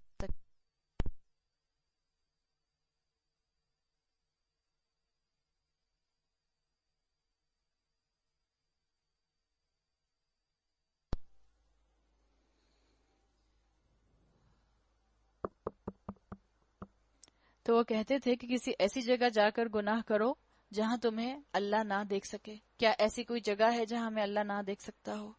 تو پھر انسان کو گناہ کانشیسلی نہیں کرنا چاہیے۔ غلطی سے پاؤں پھسل جاتا ہے تو انسان معافی مانگ لے، لیکن انسان خود سے پلان کر کے گناہ نہ کرے۔ ان امور میں سے ہر ایک کا برا پہلو تیرے رب کے نزدیک ناپسندیدہ ہے، یہ وہ حکمت کی باتیں ہیں جو تیرے رب نے تجھ پر وحی کی ہیں۔ اللہ تعالیٰ نے یہاں واضح طور پر بتا دیا کہ یہ جو احکامات تمہیں دیے جا رہے ہیں، ان احکامات کے اوپر سوچ سمجھ کر عمل کرنا، اس میں تمہارے ہی فائدے ہیں۔ اور دیکھو، اور آخر میں پھر یہ بات کر دی کہ یہ اللہ کے ساتھ کسی کو شریک نہ ٹھہرانا۔ اور دیکھو اللہ کے ساتھ کوئی دوسرا معبود نہ بنا بیٹھو، ورنہ تم جہنم میں ڈال دیے جاؤ گے۔ یہ جو یہاں پر عربی میں الفاظ آئے ہیں، ان السمع والبصر والفؤاد کل اولئک کان عنہ مسئولا، فؤاد ذہانت کے لیے بھی آتا ہے، اور فؤاد دل کو بھی کہتے ہیں۔ آپ نے لنثبت بہ فؤادک پڑھا ہے قرآن میں، اسی طرح دل کے لیے عربی میں ایک اور لفظ آتا ہے، آپ پڑھتے ہیں ثبت قلبی، قلب بھی آتا ہے دل کے لیے۔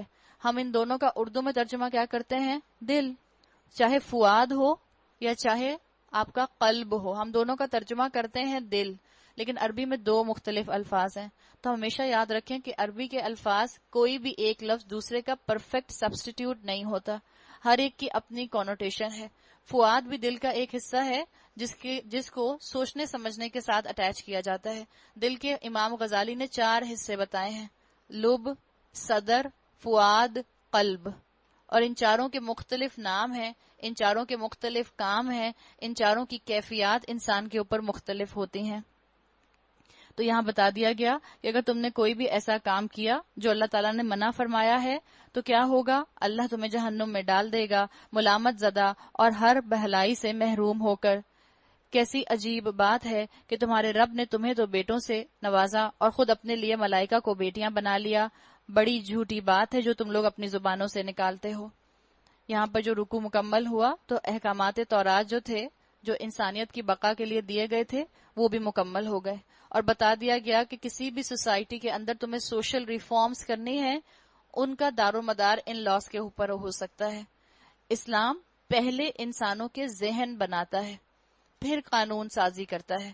اسلام پہلے قانون نافذ نہیں کرتا، اسلام پہلے لوگوں کی تربیت کرتا ہے تاکہ لوگ اس قانون کو ایکسپٹ کر سکیں.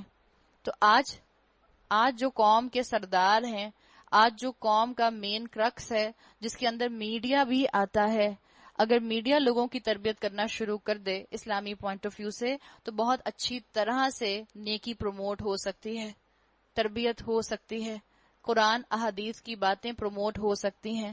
تو اللہ تعالیٰ نے بتا دیا کہ یہ بیسک سوشل ریفارمز ہیں. اگر کوئی بھی معاشرہ، چاہے وہ مسلم معاشرہ ہے چاہے وہ نان مسلم معاشرہ ہے، اگر وہ ان احکامات کو اپنے معاشرے پر اپلائی کرے گا تو وہ اپنے معاشرے میں اس کے ثمرات دیکھ لے گا، اس کے فائدے دیکھ لے گا. اس رکوع کے ساتھ یہاں پر یہ بات جو ہے مکمل کر دی گئی. اور آپ یہ دیکھیں کہ یہ مکی صورت ہے. یہاں پر جو احکامات دیے گئے ہیں، یہ احکامات دیے گئے کسی معاشرے کو بنانے کے لیے. ابھی مکہ میں تو مسلمانوں کا معاشرہ قائم نہیں ہوا تھا، تو یہاں پر اویئرنیس دے دی گئی کہ دیکھو کون سے قوانین تمہیں آگے چل کر اپنے معاشرے میں قائم کرنے ہوں گے جن سے تمہیں نفع نقصان ہوگا، اور جن سے تمہیں، اگر تم ان سے بچو گے، ان گناہوں سے جن سے روکا گیا ہے، تو تمہارا معاشرہ بہت تیزی سے ترقی کرے گا. ایک دفعہ لوگوں کو بتا دیں کہ یہ غلطی ہے، ان کے ذہنوں میں اس چیز کو بٹھا دیں، پھر آپ دیکھیں وہ خود اس سے رکتے ہیں. مثال کے طور پر اب کیا ٹی وی پر بار بار ان کو اناؤنس کرنا پڑتا ہے، ریڈیو پہ بار بار اناؤنس کرنا پڑتا ہے، اخباروں میں بار بار جو ہے ان کو ہیڈ لائنز ڈالنی پڑتی ہیں، نیوز چینل کے اندر ٹکرز چلانے پڑتے ہیں کہ سب بوائل پانی پیئیں، سب بوائل پانی پیئیں، سب بوائل پانی پیئیں. کوئی بھی نہیں کہتا. اور ہم سب کون سا پانی پیتے ہیں؟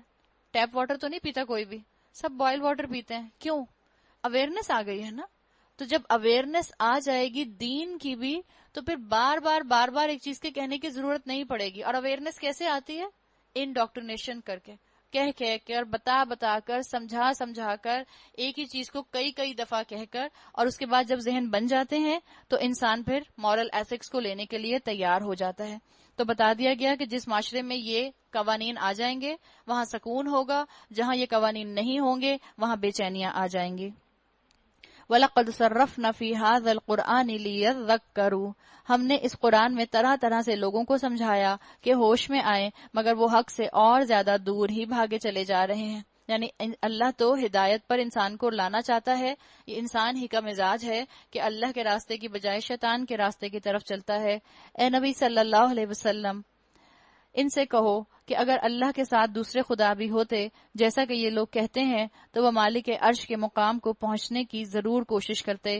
پاک ہے وہ اور بالا تر ہے وہ ان باتوں سے جو یہ لوگ کر رہے ہیں. اس کی پاکی تو 7ویں آسمان اور زمین اور ساری چیزیں بیان کر رہی ہیں. اس کی پاکی تو 7 آسمان، زمین اور وہ ساری چیزیں بیان کر رہی ہیں جو آسمان اور زمین میں ہیں. کوئی چیز ایسی نہیں جو اس کی حمد کے ساتھ اس کی تسبیح نہ کر رہی ہو، مگر ان کی تسبیح تم نہیں سمجھتے.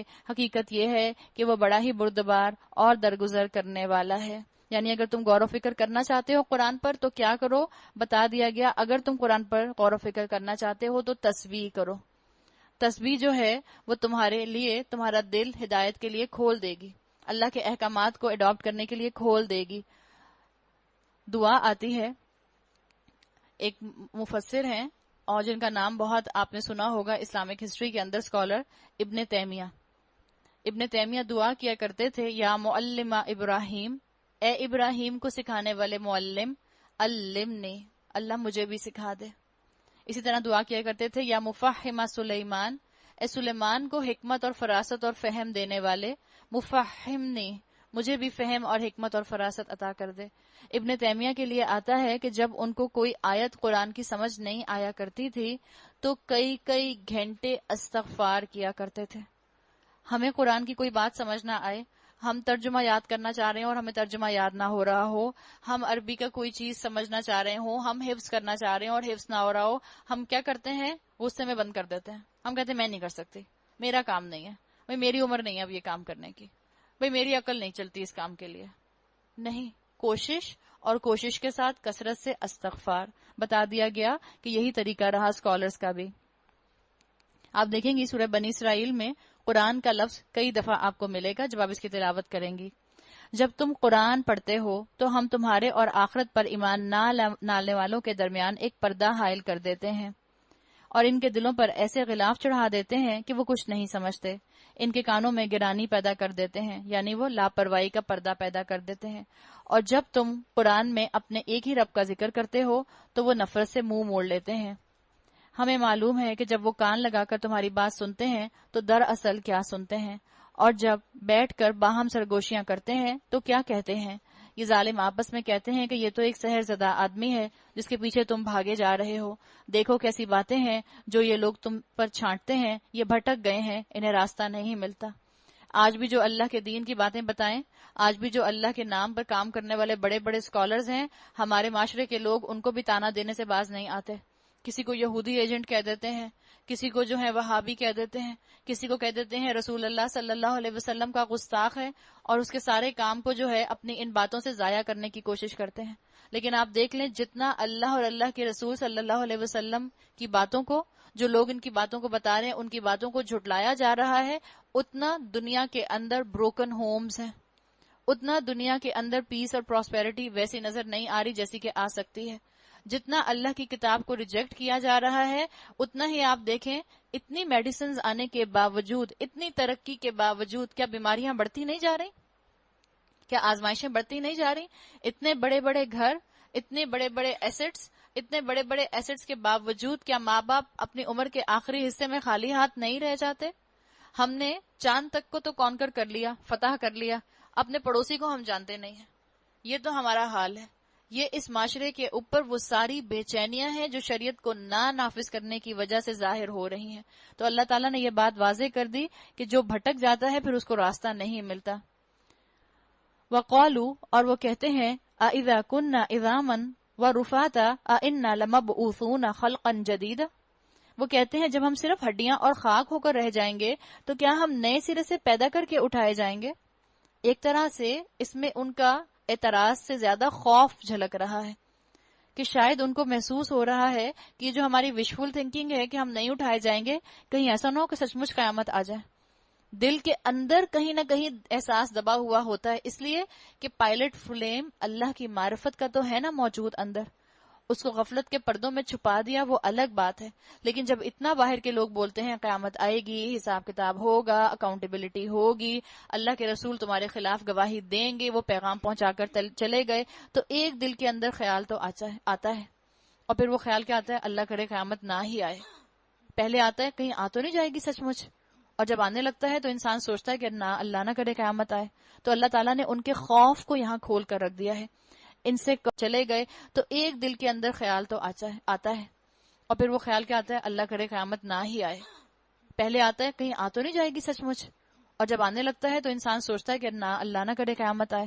تو اللہ تعالیٰ نے ان کے خوف کو یہاں کھول کر رکھ دیا ہے۔ ان سے کہو تم پتھر یا لوہا بھی ہو جاؤ، یا اس سے بھی زیادہ سخت کوئی چیز جو تمہارے ذہنوں میں قبول حیات سے بعید تر ہے، پھر بھی تم اٹھ کر رہو گے۔ یہاں بتا دیا گیا ہاں تمہیں ضرور اٹھایا جائے گا۔ اپنے شک کو یقین میں بدل لو۔ اگر تم فوسلائزڈ بھی ہو جاؤ گے، اگر تمہاری ہڈیاں فوسلائزڈ بھی ہو جائیں گی تو بھی اللہ نکال لے گا۔ یاد رکھو بتا دیا گیا وہ ضرور پوچھیں گے کون ہے وہ جو ہمیں پھر زندگی کی طرف پلٹا کر لائے گا؟ جواب میں کہو وہی جس نے پہلی بار تم کو پیدا کیا۔ وہ سر ہلا ہلا کر پوچھیں گے اچھا تو یہ کب ہوگا؟ سر ہلا ہلا کر پوچھیں گے، جیسے کسی نے کہا کہ آج کے دور میں بال جھٹک کر، چوئنگم چباتے ہوئے، کمر پر ہاتھ رکھ کے پوچھیں گے اچھا ذرا بتاؤ تو کب ہوگا؟ بالکل یہ انداز اللہ تعالیٰ نے یہاں بتایا کہ وہ سر ہلا ہلا کر پوچھیں گے، تم کہو کیا عجب کہ وہ وقت قریب ہی آ لگا ہو جس روز وہ تمہیں پکارے گا، تم اس کی حمد کرتے ہوئے اس کی پکار کے جواب میں نکل آؤ گے، اور تمہارا گمان اس وقت یہ ہوگا کہ ہم بس تھوڑی ہی دیر میں اس حالت میں پڑے رہیں گے۔ قرآن نے ورڈ پکچر کھینچ دی ہے اور بتا دیا ہے قرآن نے کہ آپ اپنے جذبات کو بھٹکنے نہ دیں۔ یہ جو قرآن کہہ رہا ہے قیامت آئے گی، تو یقین رکھو کہ قیامت آئے گی، اور اسی یقین کے ساتھ آگے اللہ کے کلام کو پڑھتے جاؤ اور سمجھتے جاؤ۔ اور یاد رکھیں، اللہ کے کلام کو سمجھنے جب آپ اور میں بیٹھیں گے، ہمارا نفس اگر شیطان نہیں ہوگا تو ہمیں اس قرآن سے سننے سے ضرور روکے گا۔ ہم نے کہا ہے نا شیطان تو آج کل بند ہے، شیطانوں کو تو اللہ نے لاک کر دیا، پھر بھی کیوں ہمیں قرآن کی محفل میں نیند آ جاتی ہے، پھر بھی کیوں ہمارا ذہن بھٹک جاتا ہے۔ پتہ چلتا ہے آدھا گھنٹہ پہلے ہم سن رہے تھے کہ اچھا قرآن کو ٹکڑے ٹکڑے نہ کرو، یہ بتایا جا رہا ہے، اور پتہ چلا جب آدھے گھنٹے کے بعد میرا ذہن واپس آیا کلاس کے اندر تو معلوم ہوا کہ قوموں کا قصہ چل رہا ہے، اور پتہ ہی نہیں چلا کہ درمیان میں کیا کچھ بات ہو گئی۔ تو یہ ہوتا ہے جب شیطان نہیں ہوتا تو ہمارا نفس ہمیں بھٹکاتا ہے، اور ہم نے اپنے نفس کو کیسا بنایا ہوا ہے ان 3 نفسوں میں سے یاد کر لیں جو ہم نے سورہ یوسف میں ڈسکس کیے تھے۔ ان 3 نفوس میں سے جیسا نفس ہم نے اپنا بنایا ہے، اگر برائی کا حکم دینے والا نفس میرا ہے، نفس امارہ، تو پھر وہ مجھے اور آپ کو وہی کام کرواتا ہے جو کام شیطان کرواتا ہے، اس کی غیر موجودگی میں وہ نفس امارہ وہی رول پلے کرتا ہے۔ تو بتا دیا گیا کہ اللہ کے کلام کو غور سے سنو۔ ہوتا یہی ہے کہ جب انسان روزے کے اندر ہوتا ہے اور اس کا ہائپوگلیسمیا جو ہے وہ سیٹل ہونا شروع ہوتا ہے تو اس کو نیند آنا شروع ہو جاتی ہے، آنکھیں بند ہونا شروع ہو جاتی ہیں، تو کیا کریں؟ ایک کلاس میں جہاں میں دوپہر میں جا رہی ہوں وہاں میں نے ایک ایکٹیویٹی کہی تھی ان سے کہ اب مجھے جو سوتا ہوا نظر آئے گا میں آپ سب کو کھڑا کر دوں گی، کرسیوں پہ نہیں، اپنے اپنے پیروں پہ آپ سب کھڑے ہو جائیں، اور جو آپ کے برابر میں بیٹھا ہے اس کو کیا کریں؟ نہیں، اس سے گلے ملے، حق کریں اس کو، اور پھر اس کو مسکرا کر دیکھیں، اور پھر واپس اپنی اپنی کرسیوں پہ بیٹھ جائیں۔ تو نیند آتی ہے تو اس کا طریقہ ایک یہ ہوتا ہے، اگر آپ میں سے کسی کو محسوس ہو کہ آپ کو نیند کا غلبہ ہو رہا ہے، قرآن سمجھا نہیں جا رہا، قرآن سننے میں دقت ہو رہی ہے، آنکھیں بند ہو رہی ہیں، ذہن سو رہا ہے، شوگر لیول لو ہو رہا ہے، تو تھوڑا سا چل کر وہاں سے چل کر یہاں آ جائے کریں، مجھے ڈسٹربنس نہیں ہوگی انشاءاللہ، میں پریشان نہیں ہوں گی، میں باہر والوں کو بھی کہہ رہی ہوں اور اندر والوں کو بھی کہہ رہی ہوں، اگر کسی کو نیند کا غلبہ محسوس ہو آپ چل کر وہاں تک جائیے اور پھر واپس آ جائیے، ورنہ پھر مجھے وہی ایکٹیویٹی کرانی پڑے گی جو مجھے دوپہر کی کلاس میں کرانی ہوتی ہے۔ اور اے نبی صلی اللہ علیہ وسلم، میرے بندوں یعنی مومن بندوں سے کہہ دو کہ زبان سے وہ بات نکالا کریں جو بہترین ہو۔ کون سی بات نکالا کریں؟ جو احسن ہو۔ وَقُلْ لِعِبَادِي، اللہ نے کیا کہا؟ عبادی۔ یہ جو یا متکلم آئی فرسٹ پرسن کی، یہ کب آتی ہے؟ جب اللہ یا تو بہت محبت کا اظہار کرتا ہے یا بہت غضب کا اظہار کرتا ہے۔ اسی طرح قرآن میں آتا ہے ان عذابی، میرا عذاب، ورنہ زیادہ تر اللہ اپنے لیے رائل وی استعمال کرتا ہے، ہم نے پیدا کیا، ہم نے بنایا، ہم نے نازل کیا، ہم سمیٹنے والے ہیں۔ لیکن جب اللہ کہتا ہے میرے بندوں سے کہہ دیں بہت اپنائیت کے ساتھ، وَقُلْ لِعِبَادِي يَقُولُوا، کہ کیا ہے؟ جب بھی وہ کچھ کہیں الَّتِي هِيَ احسن، جو سب سے بہتر ہو، جو سب سے اچھا ہو، جو سب سے بھلا ہو۔ دراصل یہ شیطان ہے جو انسانوں کے درمیان فساد ڈلوانے کی کوشش کرتا ہے۔ حقیقت یہ ہے کہ شیطان انسان کا کھلا دشمن ہے۔ شیطان ایسی آوازیں ہمیں سنواتا ہے کہ وہ الفاظ ہمارے کانوں سے ہمارے دل میں چلے جاتے ہیں۔ آپ دیکھیں جو آپ سنتے ہیں، جو آپ دیکھتے ہیں، ویسے ہی الفاظ آپ استعمال کرتے ہیں۔ آپ اپنے بچے کو کسی ایسی میٹ کے حوالے نہیں کرتے، چھوٹے بچے کو جس کی لینگویج اچھی نہ ہو، مثال کے طور پر بہت بری لینگویج بولتی ہے، یا آپ کو نظر آ رہا ہے کہ وہ اردو نہیں بولتی، چلیں کسی اور زبان میں ہی بات کرتی ہے، اگر آپ اپنے چھوٹے سے بچے کو، سال بھر کے بچے کو اس کے ساتھ زیادہ وقت چھوڑیں گے تو وہ اس کی زبان سیکھ لے گا، آپ کی زبان نہیں سیکھے گا۔ تو آپ کہتے ہیں کہ نہیں، میں اپنے بچے کے ساتھ کسی ایسی میٹ کو رکھوں کہ جس کی زبان صاف زبان ہو، جو ابیوسو لینگویج بھی استعمال نہ کرتی ہو، تاکہ آپ کا بچہ وہ زبان نہ سیکھے۔ تو جس طرح آپ جو باتیں دیکھتے ہیں، جو ماحول آپ کے ارد گرد ہوتا ہے، جو باتیں آپ سنتے ہیں، آپ کی زبان سے ویسے ہی الفاظ نکلتے ہیں۔ تو بتا دیا گیا حقیقت میں شیطان انسان کا کھلا دشمن ہے۔ پہلے کہا گیا اچھی بات کرو، پھر کہا گیا شیطان انسان کا کھلا دشمن ہے۔ یہ بتا دیا گیا کہ شیطان کی آوازوں پر کان مت دھرو، شیطان کی آوازیں زیادہ سنو گے تو پھر تم بھلی بات نہیں کر سکو گے، احسن بات نہیں کر سکو گے۔ جب تمہارے کانوں سے شیطان کی آوازیں سنی جائیں گی تو وہ دل کے اندر چلی جائیں گی، دل میں جائیں گی تو تمہارے الفاظ میں ڈھل کر تمہاری زبان سے باہر نکلیں گی. مثال کے طور پر جب آپ غیبت سنتے ہیں تو آٹومیٹیکلی آپ کے منہ سے غیبت نکلتی ہے، یہ ہوتا ہے آپ کے ساتھ. تو اس لیے کوشش کریں کہ ہم قرآن سنیں اور ہمارے منہ سے قرآن نکلے. قرآن کب آپ کی زبانوں سے نکلے گا؟ جیسے الحمدللہ آپ لوگ یہاں قرآن سن رہے ہیں، ہم روز اللہ کی رحمت سے آتے ہیں اور قرآن سنتے ہیں. آپ کا دل یقیناً کرتا ہوگا کہ گھر جا کر آپ کوئی ایک بات اپنے گھر والوں کو بتا دیں، آپ کوئی ایک بات اپنے گھر والوں سے شیئر کر لیں. کیوں؟ اس لیے کہ آپ کے کانوں سے جو قرآن آپ کے دل کے اندر جا رہا ہے وہ آپ کے جذبات اور آپ کے الفاظ میں ڈھل رہا ہوتا ہے، تو آپ کے اندر سے کریونگ ہو رہی ہوتی ہے کہ آپ اس کو شیئر کر لیں. تو اللہ تعالیٰ نے یہاں یہ بات بتا دی کہ اگر تم شیطان کی باتیں سنو گے تو وہ تمہیں بھلی بات نہیں کرنے دے گا. ربکم اعلم بکم، تمہارا رب تمہارے حال سے خوب واقف ہے، وہ چاہے تو تم پر رحم کرے، چاہے تو تمہیں عذاب دے دے. اور اے نبی، ہم نے تم کو لوگوں پر حوالہ دار بنا کر نہیں بھیجا ہے، تیرا رب زمین اور آسمانوں کی مخلوقات کو زیادہ جانتا ہے. ہم نے بعض پیغمبروں کو بعض سے بڑھ کر مرتبے دیے اور ہم نے ہی داؤد علیہ السلام کو زبور ادا کی. اللہ تعالیٰ نے بتا دیا کہ لوگوں کو اللہ تعالیٰ نے الگ الگ فضائل دیے ہیں. ہم نے بات کی تھی تیسرے پارے میں کہ مختلف رسولوں کے اندر تفریق نہیں کی جا سکتی. تفریق بین الرسل کفر ہے، تفضیل فضیلت بین الرسل اس کی اجازت ہے، یہ اسلام سے ثابت ہے. تو اگر اللہ تعالیٰ نے کسی کو کسی پر فضیلت دی ہے، اگر آپ کسی کو کوالٹی دیکھتی ہیں جو آپ میں نہیں ہے، اپنے ارد گرد کسی کو آپ دیکھتی ہیں کوئی بھی کریکٹرسٹک رکھنے والا، تو اس سے حسد نہ کریں بلکہ کھل کر اس کی تعریف کریں اور اس کے لیے دعا کریں کہ اللہ اس کو اس کوالٹی کی وجہ سے ہر طرح کے شر سے محفوظ رکھے. مثال کے طور پر کوئی انسان بولتا بہت اچھا ہے، بہت اچھا بولتا ہے، اب وہ بہت سپیچ بھی کر سکتا ہے. اب وہ سپیچ جو کرے گا وہ سپیچ اسلام کو اسٹیبلش کرنے کے لیے بھی کر سکتا ہے اور اسلام کے بارے میں شکوک و شبہات پیدا کرنے کے لیے بھی کر سکتا ہے.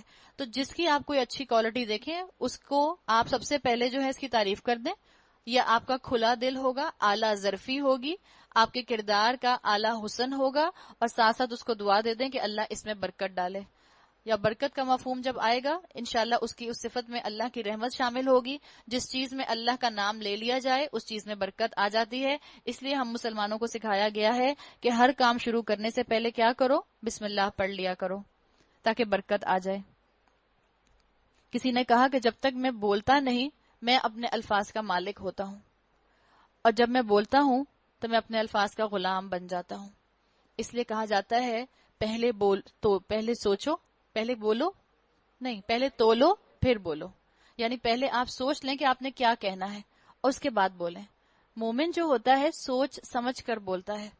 مومن جو ہوتا ہے بغیر سوچے سمجھے نہیں بولتا، اس لیے کہ اس کی نگاہ فراست کی ہوتی ہے، فار سائٹڈ ہوتا ہے، اور اس کے دل کے جذبات کے اندر حکمت ہوتی ہے. اللہ سے حکمت مانگتا ہے. ان سے کہو پکار دیکھو ان معبودوں کو جن کو تم خدا کے سوا اپنا کارساز سمجھتے ہو، وہ کسی تکلیف کو تم سے نہ ہٹا سکتے ہیں نہ بدل سکتے ہیں. جن کو یہ لوگ پکارتے ہیں وہ تو خود اپنے رب کے حضور رسائی حاصل کرنے کا وسیلہ تلاش کر رہے ہیں کہ کون اس سے قریب تر ہو جائے، اور وہ اس کی رحمت کے امیدوار اور اس کے عذاب سے خائف ہیں. حقیقت یہ ہے کہ تیرے رب کا عذاب ہے ہی ڈرانے کے لائق، اور کوئی بستی ایسی نہیں ہے جسے ہم قیامت سے پہلے ہلاک نہ کریں یا سخت عذاب نہ دیں. یہ نوشتہ الہی میں لکھا ہوا ہے. یہ جو مکہ والے بار بار نشانیاں مانگ رہے تھے ان کو بتا دیا گیا کہ نشانی کا وقت جو مقرر ہوگا اسی وقت وہ نشانی آئے گی. مکہ والوں کے اوپر دو طرح کا عذاب آیا. آپ کو بتا دیا گیا کہ ان کے اوپر عمومی عذاب نہیں آیا، ایک پوری قوم کو ایک ساتھ ہلاک نہیں کیا گیا جیسے باقی قوموں کو کیا گیا. گو کہ اللہ کے رسول صلی اللہ علیہ وسلم مکہ سے ہجرت کر کے چلے گئے تھے. اللہ چاہتا تو مکہ والوں کے اوپر عذاب پیچھے سے آ جاتا، لیکن اللہ کو معلوم تھا، اللہ کے علم ازلی میں تھا کہ ابھی ان مکہ والوں سے بڑا خیر نکلنا ہے، ابھی ان میں سے بڑے جو ہیں مومن نکلیں گے، ابھی ان میں سے بہت لوگ پلٹیں گے. تو اللہ تعالیٰ نے اس طرف اشارہ کیا کہ یہ جو بار بار آپ سے نشانیاں مانگ رہے ہیں ان کو بتا دو کہ نشانی کا وقت مقرر ہے. اور ہم کو نشانیاں بھیجنے سے نہیں روکا مگر اس بات نے کہ ان سے پہلے کے لوگ ان کو جھٹلا چکے ہیں. چنانچہ دیکھ لو سمود کو ہم نے اعلانیہ اونٹنی لا کر دی اور انہوں نے اس پر ظلم کیا. ہم نشانیاں اس لیے تو بھیجتے ہیں کہ لوگ انہیں دیکھ کر ڈریں.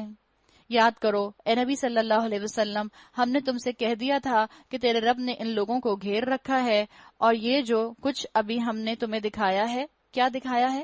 واقعہ معراج کی طرف اشارہ ہے کہ اللہ کے رسول صلی اللہ علیہ وسلم کو جو آسمانوں کا سفر کرایا گیا اور آپ کو جنت اور دوزخ کے مشاہدے کرا دیے گئے۔ کفار جو تھے اس بات کے اوپر کہ اللہ کے رسول صلی اللہ علیہ وسلم کو معراج کرائی گئی ہے، اس پر مذاق اڑایا کرتے تھے اور کہتے تھے کہ یہ جسمانی معراج نہیں ہے، یہ خواب والی معراج ہے۔ ہم نے کل بھی بات کی تھی کہ اگر خواب میں معراج کرائی گئی ہوتی اللہ کے رسول صلی اللہ علیہ وسلم کو تو یہ فتنے کا سبب نہ بنتی، یہ جسمانی معراج تھی، آپ کو فزیکلی آسمانوں پر لے جایا گیا تھا۔ تو کفار اس کا مذاق اڑاتے تھے اور یہ کہتے تھے کہ یہ تجربہ جو ہے یہ تو خواب کا تجربہ تھا، تمہارے رسول نعوذ باللہ جھوٹ بول رہے ہیں کہ خود گئے تھے۔ اس کی طرف اشارہ کیا گیا کہ جو ہم نے تم کو ابھی ہم نے تم کو دکھایا ہے، اس کو اور اس درخت کو جس پر قرآن میں لعنت کی گئی ہے، یعنی زقوم کا درخت ہم آگے پڑھیں گے۔ جہنم کی تہ میں جو زقوم کا درخت ہے جو جہنمیوں کا کھانا ہوگا، جس کا پھل جہنمیوں کا کھانا ہوگا، اور جس کا پھل جو ہوگا اس کا جو پھل ہوگا وہ کیکر والا پھل ہوگا، کانٹے دار پھل ہوگا۔ قرآن میں آتا ہے جب وہ جہنمی اس کا کھانا کھائیں گے، اس کا پھل کھائیں گے تو ان کی زبانوں سے لے کے ان کے حلق تک اور ان کے پیٹوں تک سب چھل جائے گا، سب اسکریچ ہو جائے گا، سب جگہ سے بلیڈنگ ہوگی۔ اس کی طرف اشارہ کیا گیا ہم نے ان لوگوں کے لیے بس ایک فتنہ بنا کر رکھ دیا ہے۔ لوگ سوچتے تھے یہ کیسا پھل ہوگا، انسان کیسے کھا سکتا ہے، انسان کے لیے ایسی چیز کیسے بن سکتی ہے، اس کا جواب دے دیا گیا۔ ہم انہیں تنبیہ پر تنبیہ کیے جا رہے ہیں، مگر ہر تنبیہ ان کی سرکشی میں اضافہ کیے جاتی ہے۔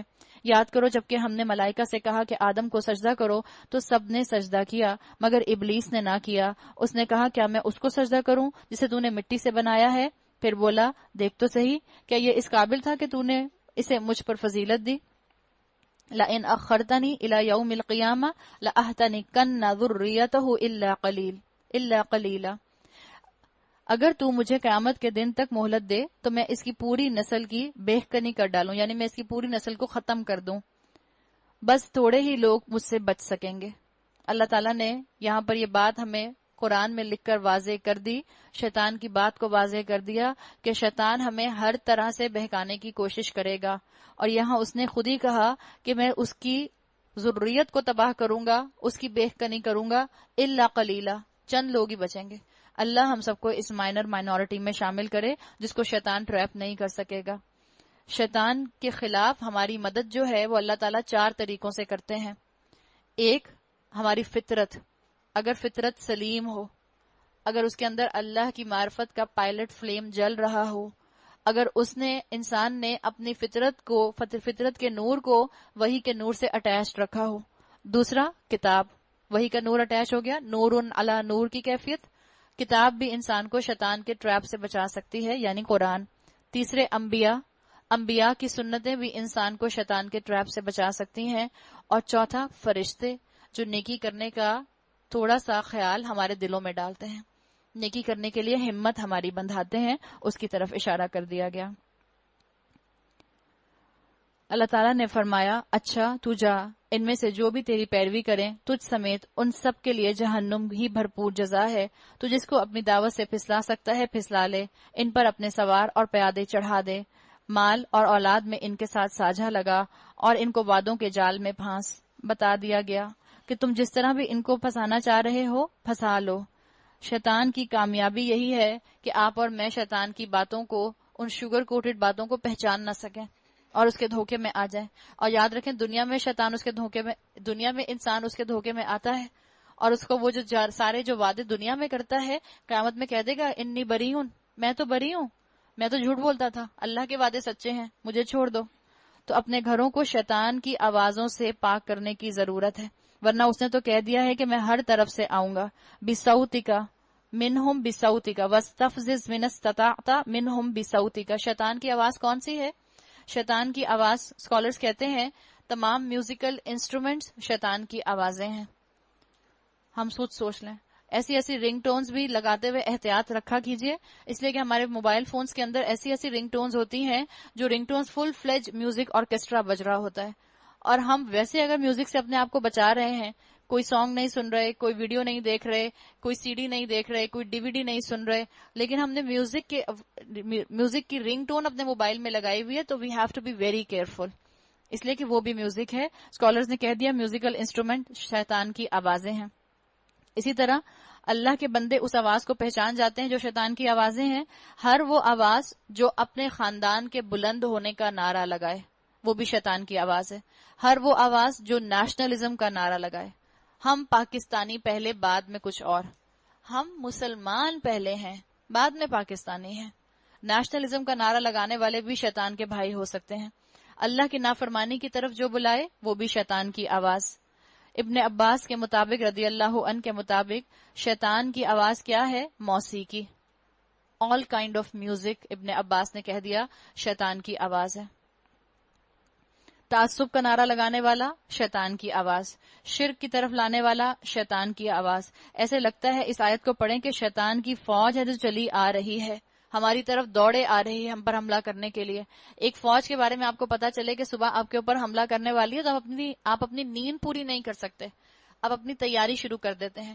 اللہ نے قرآن میں آپ کو اور مجھے وارن کر دیا ہے کہ اس نے تو ہر طرف سے کہہ دیا ہے کہ میں ان میں اپنا حصہ نکالوں گا, چاہے مال ہو, چاہے اولاد ہو, چاہے ان کی زبانیں ہوں, چاہے ان کے کردار ہوں, چاہے ان کے ایمان ہو, میں سب میں سے اپنا حصہ لے جاؤں گا.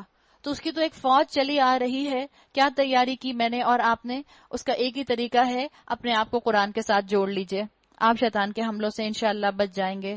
اور شیطان کے وعدے ایک دھوکے کے سوا کچھ بھی نہیں ہیں. بتا دیا گیا شیطان کی جتنی بھی اسٹریٹجیز ہیں, جتنے بھی اس کے مختلف دھوکے ہیں, ان دھوکوں میں مت آنا. بہرحال وہ سب ناکام ہونے والے ہیں. شیطان مختلف اسٹریٹجیز کیا استعمال کرتا ہے؟ سب سے پہلے انسان کو شرک میں مبتلا کرتا ہے, اس سے شرک کروانے کی کوشش کرتا ہے. جب انسان شرک نہیں کرتا, انسان اس کے اس حملے سے بچ جاتا ہے, تو پھر وہ انسان کو بدعت کی طرف لے کر جاتا ہے کہ یہ بھی تو نیکی ہے, تمہیں نیکی کرنے کا شوق ہے, چلو اس کو نیکی سمجھ کر لو. جب انسان نیکی کے اوپر بھی جمع رہتا ہے اور بدعت میں انوالو نہیں ہوتا, اس سے بچ جاتا ہے, تو پھر کیا کرتا ہے شیطان؟ کبیرہ گناہوں کی طرف انسان کو لے کر جاتا ہے. کبیرہ گناہوں میں انسان کو انوالو کرنے کی کوشش کرتا ہے. کبیرہ گناہوں کو چھوٹا بنا کر دکھاتا ہے. جب کوئی مسلمان مومن کبیرہ گناہوں میں نہیں پھنستا تو کیا کرتا ہے؟ نیک لوگوں کی کمزوریاں عام کرتا ہے, نیک لوگوں کی کمزوریوں کو سامنے لا کر آبویس کر دیتا ہے. اس سے مسلمانوں میں آپس میں پھوٹ پڑ جاتی ہے, اختلاف ہو جاتا ہے, اور یہ اپنی میتھڈالوجی میں کامیاب ہو جاتا ہے. تو اس آیت کے اندر شیطان کی میتھڈالوجی کا ذکر آ گیا. یاد رکھیں اللہ تعالیٰ نے آپ کو اور مجھے یہ بات بتا دی, شیطان کامیاب نہیں ہو سکے گا جب تک آپ اور میں اس کو اجازت نہیں دیں گے کہ وہ مجھے اور آپ کو ناکام کرے اور خود کامیاب ہو جائے. جب تک ہدایت تھامے رہیں گے, جب تک ایمان پر مضبوطی سے جمے رہیں گے, جب تک اسٹیڈ فاسٹ رہیں گے, اللہ تعالیٰ مجھے اور آپ کو شیطان کی اسٹریٹجیز سے محفوظ رکھے گا. یقیناً میرے بندوں پر تجھے کوئی اقتدار حاصل نہ ہوگا, اللہ نے کہہ دیا, اور توکل کے لیے تیرا رب کافی ہے. تو اپنے آپ کو شیطان سے بچانے کے لیے ضروری ہے کتاب سے جوڑنا, اور اپنی اولاد کو شیطان سے بچانے کے لیے بھی ضروری ہے کہ ان کو بھی قرآن سے جوڑ دیا جائے. بچے میوزک سننے سے باز نہیں آتے. بچے ماؤں کے بتائے بغیر اپنے کانوں میں ہیڈ فونز لگا کے میوزک سنتے رہتے ہیں. ماؤں کو نہیں پتا ہوتا, مائیں سمجھتی ہیں کہ نہیں سن رہے. ایک زمانے میں تو بہرحال چوائس نہیں ہوتی تھی کہ آپ کو اسپیکر کے اوپر ہی سننا ہوتا تھا. اب تو ہیڈ فونز آ گئے, ہیڈ فونز بھی ایسے آ گئے چھوٹے چھوٹے کہ آپ کو پتہ ہی نہیں چلتا. بلوٹوتھ ڈیوائس ایک کان پہ لگی, اماں کو نظر ہی نہیں آ رہا دوسرا کان, سن رہے ہیں بیٹھے ہوئے آرام سے مزے سے, کوئی ایشو ہی نہیں ہے. تو اولادوں کی تربیت کی بھی ضرورت ہے. آپ صلی اللہ علیہ وسلم کی حدیث کا مفہوم آتا ہے, آپ نے فرمایا ایک شخص کی سب نیکیاں اس کی اولاد کہا جائے گی, اس لیے کہ اولاد کو اس نے اس طرح نہیں پالا ہوگا, اس طرح ان کی تربیت نہیں کی ہوگی جس طرح کی ان کی تربیت کرنے کا حق تھا. تمہارا حقیقی رب تو وہ ہے جو سمندر میں تمہاری کشتی چلاتا ہے تاکہ تم اس کا فضل تراش کرو. حقیقت یہ ہے کہ تمہارے حال پر اللہ نہایت مہربان ہے. جب سمندر میں تم پر مصیبت آتی ہے تو اس ایک کے سوا دوسرے جن کو تم پکارا کرتے ہو وہ سب گم ہو جاتے ہیں, مگر جب وہ تم کو بچا کر خشکی میں پہنچا دیتا ہے تو تم اس سے منہ موڑ جاتے ہو. انسان واقعی بڑا ناشکرا ہے. اچھا تو کیا اس بات سے بالکل بے خوف ہو کہ خدا کبھی خشکی پر تم ہی کو زمین میں دھسا دے, یا تم پر پتھراؤ کرنے والی آندھی بھیج دے, اور اور تم اس سے بچانے والا کوئی حمایتی نہ پاؤ. اور کیا تمہیں اس کا اندیشہ نہیں کہ خدا پھر کسی وقت سمندر میں تم کو لے جائے اور تمہاری ناشکری کے بدلے تم پر سخت طوفانی ہوا بھیج کر تمہیں غرق کر دے، اور تم کو ایسا کوئی نہ ملے جو اس سے تمہارے اس انجام کی پوچھ گچھ کر سکے. یہ تو ہماری عنایت ہے کہ ہم نے بنی آدم کو بزرگی دی اور انہیں خشکی اور تری میں سواریاں عطا کیں، ان کو پاکیزہ چیزوں سے رزق دیا اور اپنی بہت سی مخلوقات پر انہیں نمایاں فوقیت بخشی. یعنی اللہ تعالیٰ نے بتا دیا کہ اللہ تعالیٰ نے انبیاء اٹھائے، کتابیں بھیجی. جب معاشرے شیطان کے ٹریپ میں بزی ہوتے گئے، شیطان کے ٹریپ میں پھنستے گئے، اللہ تعالیٰ نے انبیاء اور کتابوں کے ذریعے ان کی تربیت کی، ان کو موقع دیا. پھر خیال کرو، اور یہ جو یہاں بات آئی ہے نا، اپنی بہت سی مخلوقات پر نمایاں فوقیت بخشی، اس کا مطلب کیا ہے؟ کہ تمہارے چہرے بہت پیارے بنا دیے، تمہارے فیچرز بہت اچھے بنا دیے، تم کو آنکھیں اور بال بہت پیارے دے دیے. فوقیت وہی ہے، کیا؟ کتاب اور رسول بھیجے. یہ ہے فوقیت. جہاں تم میں بگاڑ آنے کی صورت پیدا ہوئی، اللہ نے اصلاح لانے کا کام کرنا شروع کر دیا. یہ ہے فوقیت. پھر خیال کرو اس دن کا جب کہ ہم ہر انسانی گروہ کو اس کے پیشوا کے ساتھ بلائیں گے. اس وقت جن لوگوں کو ان کا نامہ اعمال سیدھے ہاتھ میں دیا گیا وہ اپنا کارنامہ پڑھیں گے اور ان پر ذرہ برابر ظلم نہ ہوگا. اور جو اس دنیا میں اندھا بن کر رہا وہ آخرت میں بھی اندھا ہی رہے گا، بلکہ راستہ پانے میں اندھے سے بھی زیادہ ناکام. یہاں کس اندھے کی بات ہے؟ آنکھوں کے اندھے کی بات نہیں ہے، دل کے اندھے کی بات ہے. آنکھوں کا اندھا تو آئی اسپیشلسٹ کے پاس جا کر اپنا علاج کرا سکتا ہے. دل کے اندھے کو کہاں جانا ہوتا ہے؟ قرآن کے سامنے، اللہ کے رسول صلی اللہ علیہ وسلم کی تعلیمات کے سامنے. جو اللہ کے نور سے دنیا میں آنکھیں چرائے، قیامت میں اللہ ان کو بے نور اٹھائے گا، اندھا اٹھائے گا. اے نبی صلی اللہ علیہ وسلم، ان لوگوں نے اس کوشش میں کوئی کسر اٹھا نہیں رکھی کہ تمہیں فتنے میں ڈال کر اس وحی سے پھیر دیں جو ہم نے تمہاری طرف بھیجی ہے، تاکہ تم ہمارے نام پر اپنی طرف سے کوئی بات گھڑ لاؤ.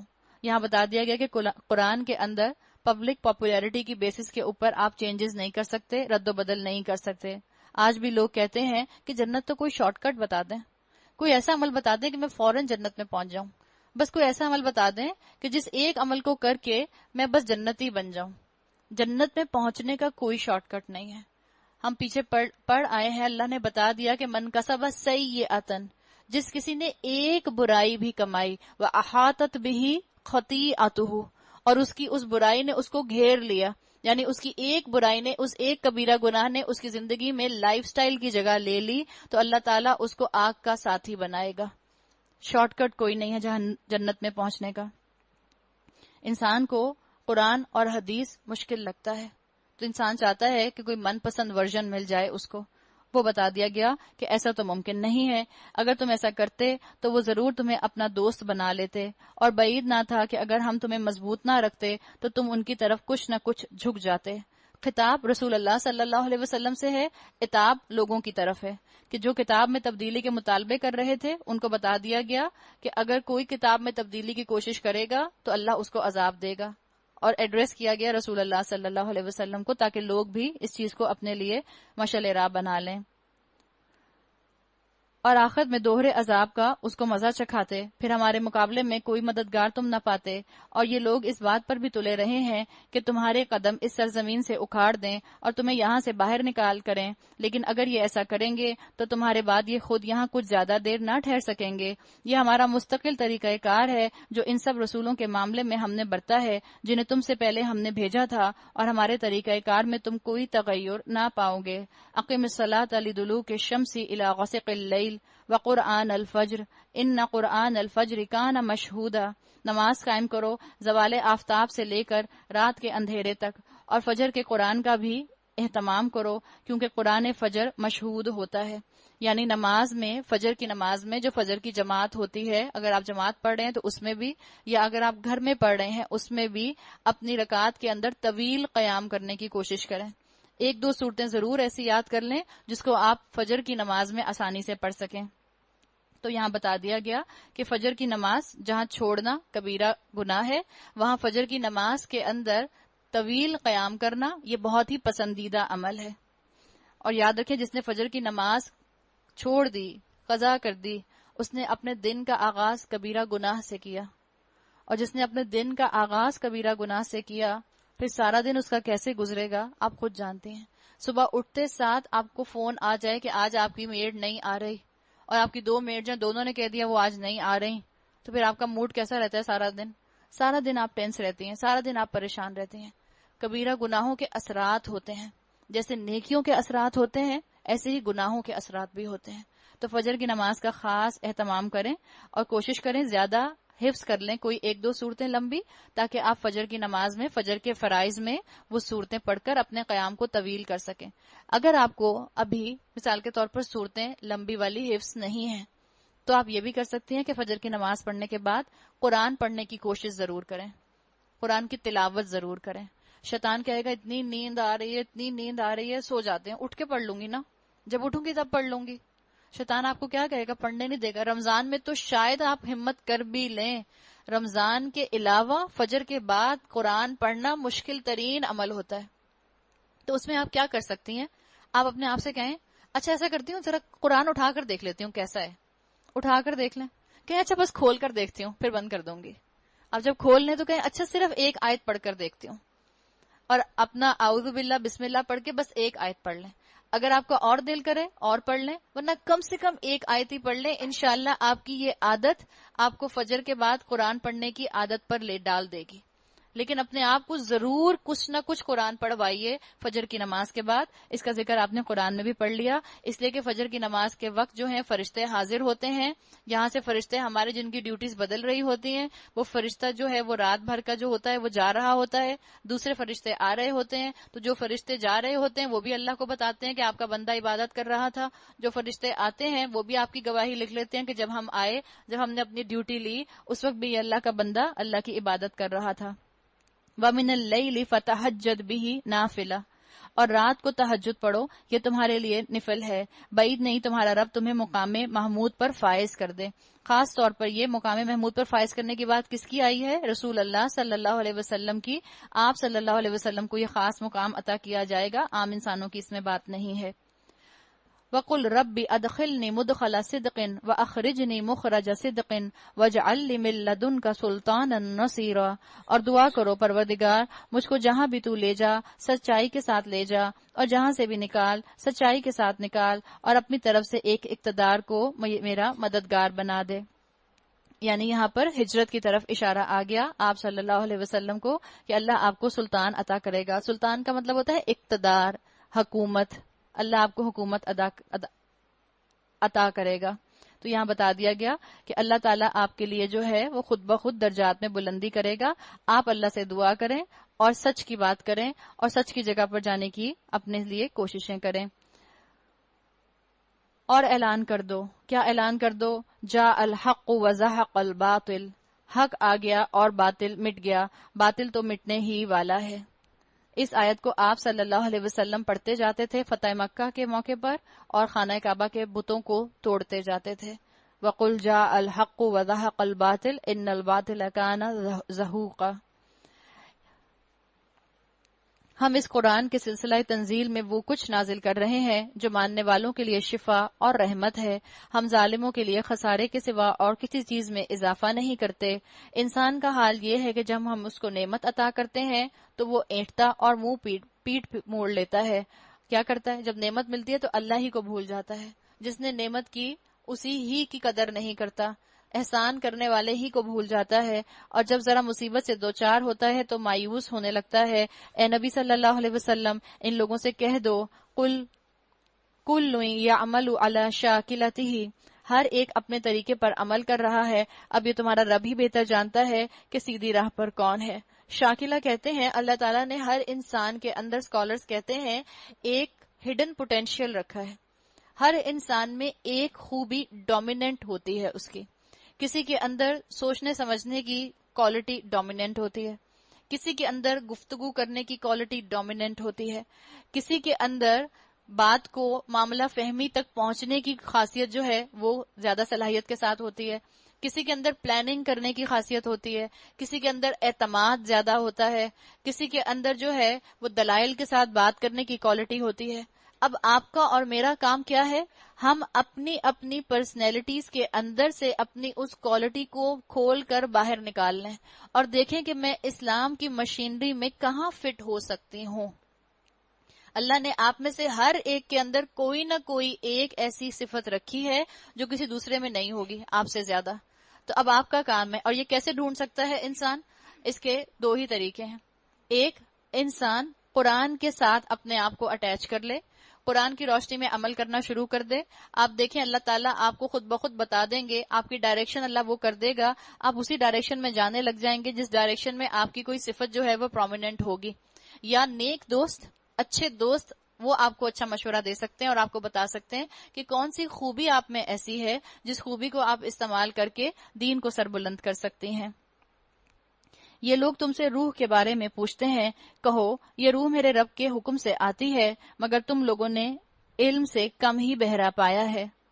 اور اے نبی صلی اللہ علیہ وسلم، ہم چاہیں تو وہ سب کچھ تم سے چھین لیں جو ہم نے وحی کے ذریعے سے تم کو عطا کیا ہے، پھر تم ہمارے مقابلے میں کوئی حمایتی نہ پاؤ گے جو اسے واپس دلا سکے۔ یہ تو جو کچھ تمہیں ملا ہے تمہارے رب کی رحمت سے ملا ہے، حقیقت یہ ہے کہ اس کا فضل تم پر بڑا ہے۔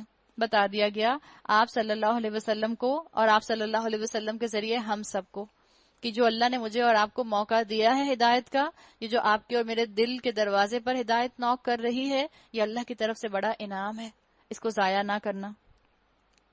مجھے قرآن کا مزاج شناس بننا ہے، کس وقت قرآن مجھ سے کس عمل کا تقاضا کر رہا ہے، اللہ مجھے وہ حکمت دے دے کہ میں سمجھ جاؤں۔ کہہ دو کہ اگر انسان اور جن سب مل کر اس قرآن جیسی کوئی چیز لانے کی کوشش کریں تو نہ لا سکیں گے، چاہے وہ سب ایک دوسرے کے مددگار ہی کیوں نہ ہوں۔ اللہ نے بتا دیا کہ قرآن کو نہیں بدلنا، اپنے آپ کو قرآن کے مطابق بدلنا ہے۔ وَلَقَدْ صَرَّفْنَا لِلنَّاسِ فِي هَذَا الْقُرْآنِ مِنْ كُلِّ مَثَلٍ، ہم نے اس قرآن میں لوگوں کو طرح طرح سے سمجھایا، مگر اکثر لوگ انکار ہی پر جمے رہے۔ دعا کریں اللہ ہمیں مائنورٹی میں شامل کر دے جنہوں نے ایمان لا کر قرآن کی قدر کی۔ انہوں نے کہا ہم تیری بات نہ مانیں گے جب تک کہ تو ہمارے لیے زمین کو پھاڑ کر ایک چشمہ جاری نہ کر دے، یا تیرے لیے کھجوروں اور انگوروں کا ایک باغ پیدا ہو اور تو اس میں نہریں روا کر دے، یا تو آسمان کو ٹکڑے ٹکڑے کر کے ہمارے اوپر گرا دے جیسا کہ تیرا دعویٰ ہے، یا خدا اور فرشتوں کو رو در رو ہمارے سامنے لے آ، یا تیرے لیے سونے کا ایک گھر بن جائے، یا تو آسمان پر چڑھ جائے، یا تیرے چڑھنے کا بھی ہم یقین نہ کریں گے جب تک کہ ہمارے پاس تو ایک ایسی تحریر نہ اتار لائے جسے ہم پڑھیں۔ ایسے مطالبے کر رہے ہیں کہ نظر آ رہا ہے کہ ان کے ماننے کے کوئی آثار نہیں ہیں، صرف بہانہ بنا رہے ہیں۔ اے نبی صلی اللہ علیہ وسلم، ان سے کہیے پاک ہے میرا پروردگار، کیا میں ایک پیغام لانے والے انسان کے سوا اور کچھ بھی ہوں؟ بتا دیا گیا میرا کام ہے حق پہنچانا، میں تم کو یہاں انٹرٹین کرنے نہیں آیا ہوں۔ انٹرٹینمنٹ مت تلاش کرو حق کے اندر، نیکیاں کرنا شروع کرو، اللہ خود بخود تمہارے دل کو سکون دے دے گا۔ جس سکون کے لیے تم انٹرٹینمنٹ میں جاتے ہو اس سکون کو قرآن میں تلاش کرو۔ جس سکون کے لیے ہم انٹرٹینمنٹ میں گھنٹوں ٹی وی کے سامنے بیٹھتے ہیں، گھنٹوں موویز کے سامنے بیٹھتے ہیں، گھنٹوں انٹرنیٹ کے سامنے بیٹھتے ہیں، اس کے بعد آپ کو صرف اور صرف سر درد ملتا ہے، آنکھوں کا بھاری پن ملتا ہے۔ قرآن کے سامنے بیٹھیں، اللہ آپ کے دل کو سکون دے گا۔ اللہ نے کہا ہے الا بذکر اللہ تطمئن القلوب، یقیناً آگاہ رہو کہ دلوں کا اطمینان اللہ کے ذکر ہی میں ہے۔ لوگوں کے سامنے جب کبھی ہدایت آئی تو اس پر ایمان لانے سے ان کو کسی چیز نے نہیں روکا مگر ان کے اسی قول نے کہ کیا اللہ نے بشر کو پیغمبر بنا کر بھیج دیا۔ اس دور کا شرک کیا تھا کہ وہ کہا کرتے تھے کہ یہ کیسے ممکن ہے کہ اللہ کسی انسان کو نبی بنا دے۔ یہی کہا کرتے تھے نا کہ انسان نبی کیسے ہو سکتا ہے، یہ تو ہماری طرح بازاروں میں گھومتا پھرتا ہے، اس کے بیوی بچے ہیں، کھاتا پیتا ہے۔ تو انہوں نے انبیاء کی اس کوالٹی کو نہ سمجھا۔ آج ہم نے کیا کہا، ہم نے کس طرح کا شرک کیا؟ ہم کہتے ہیں یہ کیسے ممکن ہے کہ جو نبی ہیں، جو انبیاء ہیں، جو اللہ کے رسول صلی اللہ علیہ وسلم ہیں، آپ ان کو عام انسانی لیول پر لے آئیں؟ وہ انسان تو نہیں تھے۔ اللہ نے قرآن میں کیا کہا ہے؟ الا بشر الرسول، اللہ نے بشر بنا کر رسول بھیج دیا۔ اسی چیز پر ان کو شک ہوا۔ ان سے کہو اگر زمین میں فرشتے اطمینان سے چل پھر رہے ہوتے تو ہم ضرور آسمان سے کسی فرشتے ہی کو ان کے لیے پیغمبر بنا کر بھیجتے۔ اے نبی ان سے کہہ دو میرے اور تمہارے درمیان بس ایک اللہ ہی کی گواہی کافی ہے، وہ اپنے بندوں کے حال سے باخبر ہے اور سب کچھ دیکھ رہا ہے۔ جس کو اللہ ہدایت دے وہی ہدایت پانے والا ہے، من یہد اللہ فہو المہتد، اور جسے وہ گمراہی میں ڈال دے اس کے سوا اس ایسے لوگوں کے لیے کوئی حامی اور ناصر نہیں۔ ان لوگوں کو ہم قیامت کے روز اوندھے منہ کھینچ لائیں گے، اندھے، گونگے اور بہرے، ان کا ٹھکانہ جہنم ہے۔ کلما خبت زدناہم سعیرا، جب کبھی اس کی آگ دھیمی ہونے لگے گی ہم اسے اور بھڑکا دیں گے۔ یہ بدلہ ہے ان کی اس حرکت کا جنہوں نے ہماری آیات کا انکار کیا اور کہا کیا ہم صرف ہڈیاں اور خاک ہو کر رہ جائیں گے تو نئے سرے سے ہم کو پیدا کر کے اٹھایا جائے گا۔ اسکیپزم کے لیے سوال کیا کرتے تھے، استفہام انکاری اس کو کہا جاتا ہے۔ انفارمیشن کے لیے سوال نہیں کرتے تھے، انکار کرنے کے لیے سوال کرتے تھے، ریجیکٹ کرنے کے لیے سوال کیا کرتے تھے کہ کیسے ہو سکتا ہے کہ ہمیں دوبارہ اٹھایا جائے۔ کیا ان کو یہ نہ سوچا کہ جس خدا نے زمین اور آسمانوں کو پیدا کیا ہے وہ ان جیسوں کو پیدا کرنے کی ضرور قدرت رکھتا ہے۔ اس نے ان کے حشر کے لیے ایک وقت مقرر کر رکھا ہے جس کا آنا یقینی ہے، مگر ظالموں کو اصرار ہے کہ وہ اس کا انکار ہی کریں گے۔ قل، اے نبی صلی اللہ علیہ وسلم کہہ دیجئے، لو انتم تملکون خزائن رحمت ربی اذا لامسکتم خشیۃ الانفاق، ان سے کہو اگر کہیں میرے رب کی رحمت کے خزانے تمہارے قبضے میں ہوتے تو تم خرچ ہو جانے کے اندیشے سے ضرور ان کو روک رکھتے۔ واقعی انسان بڑا تنگ دل واقع ہوا ہے، ذرا دولت ملتی ہے سمیٹ کر بیٹھ جاتا ہے، اوروں کا اس کا حق ادا نہیں کرتا، رشتہ داروں پر خرچ نہیں کرتا، مسکینوں کو ان کے حق نہیں دیتا۔ اللہ تعالیٰ نے اس کی طرف اشارہ کر دیا کہ اللہ نے تمام رزق کے خزانے اپنے ہاتھ میں رکھے ہیں۔ ہم نے موسیٰ علیہ السلام کو 9 نشانیاں عطا کی تھیں جو صریح طور پر دکھائی دے رہی تھیں۔ پھر تم یہ خود بنی اسرائیلیوں سے پوچھ لو کہ جب موسیٰ ان کے ہاں آئے تو فرعون نے یہی کہا تھا نا، اے موسیٰ میں سمجھتا ہوں ضرور تو ایک سحر زدہ آدمی ہے، یا موسیٰ مسحورن، سحر زدہ آدمی ہے۔ موسیٰ نے اس کے جواب میں کہا تو خوب جانتا ہے کہ یہ بصیرت افروز نشانیاں زمین اور آسمانوں کے رب کے سوا کسی نے نازل نہیں کی، اور میرا خیال یہ ہے کہ اے فرعون تو ضرور ایک شامت زدہ آدمی ہے، یا فرعون مثبورا۔ فرعون نے کہا تھا موسیٰ علیہ السلام سے تو سحر زدہ ہے، موسیٰ علیہ السلام نے کہا یہ تو شامت زدہ ہے۔ اسکالرز کہتے ہیں یہ تبلیغ کا انداز نہیں ہے، یہ مہاجرانہ انداز ہے، یعنی یہ اس وقت پر موسیٰ علیہ السلام اور فرعون کے درمیان کی گفتگو ہے جب اللہ تعالیٰ نے اس کے بعد موسیٰ علیہ السلام کے ذریعے فرعون کو اور اس کی قوم کو سمندر میں غرق کرنا تھا۔ اور بہرحال یہ بھی کہا جاتا ہے علماء کی طرف سے کہ موسیٰ علیہ السلام کیونکہ محل ہی میں پرورش پائے تھے، وہیں پروان چڑھے تھے، شہزادوں کے درمیان میں رہے تھے، تو ان کا انداز بھی تھوڑا شہزادوں والا تھا۔ اسی انداز کے ساتھ، اسی جلال کے ساتھ، اس طبیعت کے انہوں نے فرعون سے بات کی۔ آخر کار فرعون نے ارادہ کیا کہ موسیٰ اور بنی اسرائیل کو زمین سے اکاڑ پھینکے، مگر ہم نے اس کو اور اس کے ساتھیوں کو اکٹھا غرق کر دیا، اور اس کے بعد بنی اسرائیلیوں سے کہا کہ اب تم زمین میں بسو، پھر جب آخرت کے وعدے کا وقت آن پورا ہوگا۔ آخرت کے معنی کیا ہے؟ یہ اللہ تعالیٰ نے اشارہ دیا ہے بنی اسرائیلیوں کو کہ جس کا اشارہ ہمیں بھی احادیث میں ملتا ہے کہ آخری زمانہ جو آئے گا اس میں سارے یہودی دنیا کے ایک جگہ اکٹھے ہو جائیں گے، ایک جگہ پر اکٹھے ہو جائیں گے، اور یہ پھر اس کے بعد قیامت کا وقت ہوگا۔ واللہ عالم، اللہ بہتر جانتا ہے کہ کیا معاملہ ہے، کس طرح سے ہوگا۔ پھر جب آخرت کے وعدے کا وقت آن پورا ہوگا تو ہم تم سب کو ایک ساتھ لا کر حاضر کریں گے۔ اس قرآن کو ہم نے حق کے ساتھ نازل کیا ہے اور حقی کے ساتھ یہ نازل ہوا ہے۔ اے نبی تمہیں ہم نے اس کے سوا اور کسی کام کے لیے نہیں بھیجا کہ جو مان لے اسے بشارت دے دو اور جو نہ مانے اسے متنبہ کر دو۔ وَقُرْآنًا فَرَقْنَاهُ لِتَقْرَأَهُ عَلَى النَّاسِ، اور اس قرآن کو ہم نے تھوڑا تھوڑا کر کے نازل کیا ہے تاکہ تم ٹھہر ٹھہر کر اسے لوگوں کو سناؤ، اور اسے ہم نے موقع موقع سے بتدریج اتارا ہے۔ تو ہمیں کیا کرنا ہے؟ ہم کو قرآن کو حق مان کر اس کا حق ادا کرنا ہے، ہمیں اپنی زندگی میں اس کو نیگلیکٹ نہیں کرنا۔ جیسے قرآن کو تھوڑا تھوڑا کر کے نازل کیا گیا ہے، آپ بھی اس کو تھوڑا تھوڑا کر کے اپنی زندگیوں میں نافذ کرنا شروع کر دیں، اللہ برکت ڈالے گا۔ اے نبی ان لوگوں سے کہہ دو تم اسے مانو یا نہ مانو، جن لوگوں کو اس سے پہلے علم دیا گیا تھا انہیں جب یہ سنایا جاتا ہے تو وہ منہ کے بل سجدے میں گر جاتے ہیں اور پکار اٹھتے ہیں پاک ہے ہمارا رب، اس کا وعدہ تو پورا ہونا ہی ہے، اور وہ منہ کے بل روتے ہوئے گر جاتے ہیں۔ آپ صلی اللہ علیہ وسلم نے فرمایا تھا نا وَتْلُوا الْقُرْآنَ وَأَبْكُوا، قرآن پڑھو اور رو، آیت سجدہ ہے یہاں پر، اور اس کو سن کر ان کا خشوع اور بڑھ جاتا ہے۔ اے نبی صلی اللہ علیہ وسلم، ان سے کہو اللہ کہہ کر پکارو یا رحمان کہہ کر، جس نام سے بھی پکارو اس کے لیے سبھی اچھے نام ہیں، اور اپنی نماز نہ بہت زیادہ بلند آواز سے پڑھو نہ بہت پست آواز سے، ان دونوں کے درمیان اوسط درجے کا لہجہ اختیار کرو۔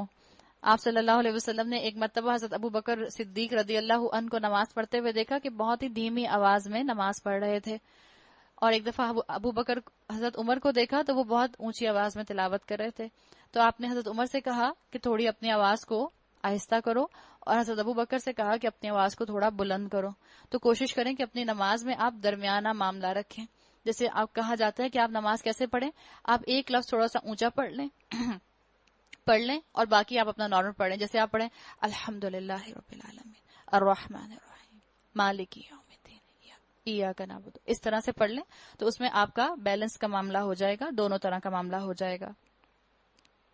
اور کہو، کیا کہو؟ الحمدللہ، تعریف ہے اس خدا کے لیے جس نے نہ کسی کو بیٹا بنایا، نہ کوئی بادشاہی میں اس کا شریک ہے، اور نہ وہ عاجز ہے کہ کوئی اس کا پشتبان ہو۔ اس کی بڑائی بیان کرو، کمال درجے کی بڑائی۔ وَكَبِّرْهُ تَكْبِيرًا، کہیے اللہ اکبر کبیرن، اللہ سب سے بڑا ہے۔ اللہ تعالیٰ مجھے اور آپ کو قرآن پڑھ کر رونے والا بھی بنائے اور اس سے عبرت لینے والا بھی بنائے۔ سورہ کہف، کہف کا مطلب ہے غار، کیو۔ سورہ کہف پڑھنا اللہ کے رسول صلی اللہ علیہ وسلم سے ثابت ہے کہ جمعے کے دن سورہ کہف کو پڑھے گا جو، وہ اس جمعے سے لے کر اگلے جمعے تک اللہ کی حفاظت میں رہے گا۔ حضرت علی سے یہ روایت جو ہے مروی ہے۔ اور سورہ کہف کے لیے یہ بھی آتا ہے کہ سورہ کہف پڑھنے والا جو ہے انسان، وہ دنیا کے دجل سے محفوظ رہتا ہے، دجال کے فتنے سے محفوظ رہتا ہے۔ الکہف پڑھنے والے کے اوپر اللہ کے رسول صلی اللہ علیہ وسلم کے کہنے کے مطابق سکینت نازل ہوتی ہے۔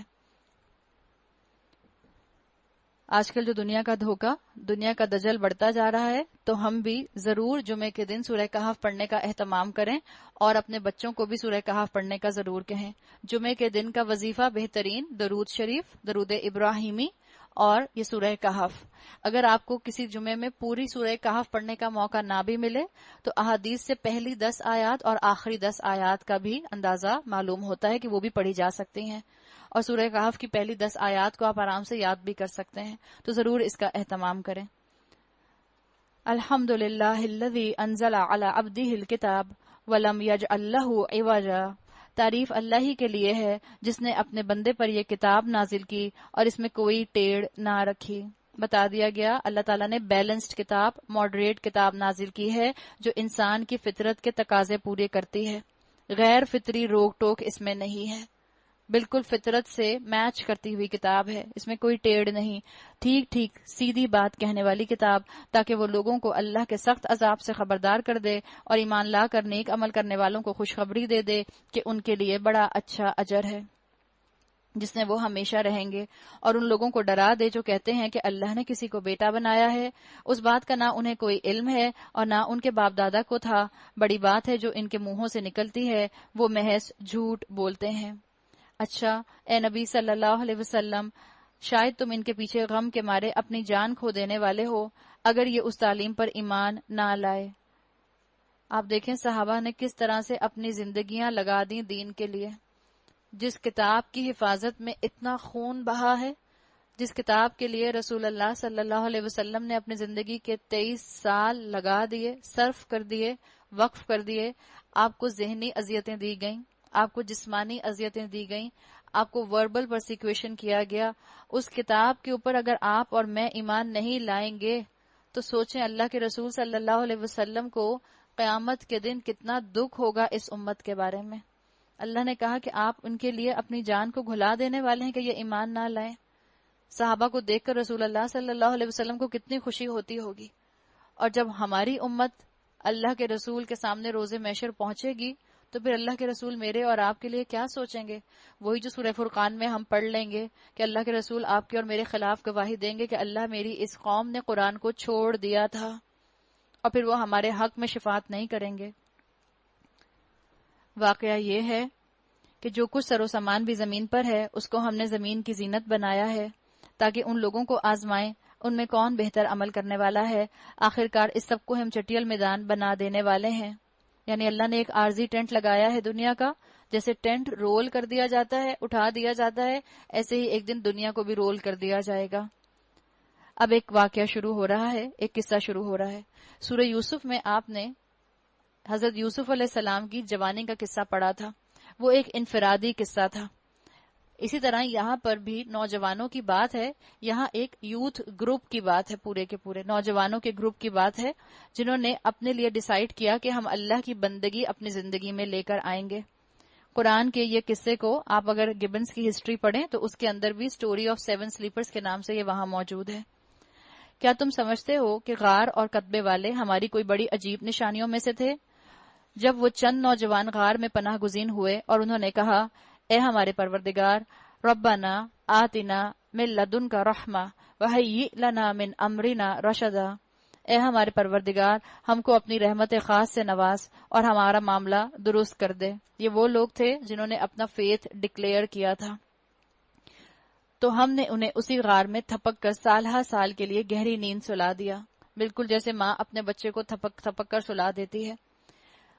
تو اللہ تعالیٰ نے بتایا کہ یوتھ کا کانفیڈنس ہوتا ہے. جس دور میں یہ نوجوان تھے اس دور میں شرک بہت عام تھا. تو یہ چند نوجوان تھے جنہوں نے کہیں سے ان کے کان پر کوئی آواز پڑی حق کی، اور انہوں نے کہا کہ ہم اس حق کو اپنی زندگی میں شامل فرمائیں گے، ہم اس حق کے اوپر، اس بندگی کے اوپر زندگی گزاریں گے. اور انہوں نے یہ فیصلہ کیا کہ اس دنیا میں، اس معاشرے میں رہتے ہوئے تو ہمیں اس حق پر قائم رہنے کا موقع نہیں مل سکتا، تو ہم اس جگہ کو چھوڑ کر چلے جاتے ہیں. تو جب جگہ کو چھوڑ کر گئے تو انہوں نے پناہ لی غار کے اندر. کہا جاتا ہے، روایات میں آتا ہے کہ بہت کھاتے پیتے گھرانے کے لڑکے تھے، کھاتے پیتے گھرانے کے بچے تھے. اللہ تعالیٰ نے ان کو مقام دیا. تو یوتھ کے اندر یہ کانفیڈنس ہوتا ہے کہ یوتھ جو ہے اگر ایک دفعہ حق پر آ جائے تو پھر آپ اس کو ہٹا نہیں سکتے. اپنی اولاد کو قرآن سے جوڑنے کی کوشش کریں، اپنی اولاد کو قرآن کی خوبصورتی دکھانے کی کوشش کریں، اپنی اولاد کو صحابہ کے قصے سنائیں، اسکالرز کے قصے سنائیں، محدثین کے قصے سنائیے، ان کو تبع تابعین کے اور تابعین کے قصے سنائیے. ان کے دل میں اسلام کی محبت آئے گی انشاءاللہ. پھر ہم نے انہیں اٹھایا. پہلے اللہ نے کہا ہم نے ان کو سلا دیا تھپک کر، پھر ہم نے انہیں اٹھایا تاکہ دیکھیں کہ ان دو گروہوں میں سے کون اپنی مدت قیام کا ٹھیک شمار کرتا ہے. دنیا ان نوجوانوں کے سامنے کھلی تھی، جو چاہتے کرتے، لیکن انہوں نے توحید پر عمل کرنے کے لیے اپنے لیے غار کو سلیکٹ کیا. اللہ کی محبت میں انہوں نے دنیا چھوڑ دی تو پتھروں کی گود میں بھی اللہ نے ان کو سلا دیا. جب سکون دل کے اندر ہوتا ہے تو انسان کو پتھروں پر بھی نیند آ جاتی ہے. حالانکہ کتنے ایموشنل ٹراما سے گزرے ہوں گے جب گھر بار چھوڑ کر آئے ہوں گے، لیکن دیکھیں اللہ نے ان کو نیند دے دی. ہم ان کا اصل قصہ تمہیں سناتے ہیں. وہ چند نوجوان تھے جو اپنے رب پر ایمان لے آئے تھے. ہم نے ان کو ہدایت میں ترقی بخشی تھی. ہم نے ان کے دل اس وقت مضبوط کر دیے جب وہ اٹھے اور انہوں نے یہ اعلان کر دیا، ہمارا رب تو بس وہی ہے جو آسمانوں اور زمین کا رب ہے، ہم اسے چھوڑ کر کسی دوسرے معبود کو نہ پکاریں گے. اگر ہم ایسا کریں تو بالکل بے جا بات کریں گے. پھر انہوں نے آپس میں ایک دوسرے سے کہا، یہ ہماری قوم تو رب کائنات کو چھوڑ کر دوسرے خدا بنا بیٹھی ہے. یہ لوگ ان کے معبود ہونے پر کوئی واضح دلیل کیوں نہیں لاتے؟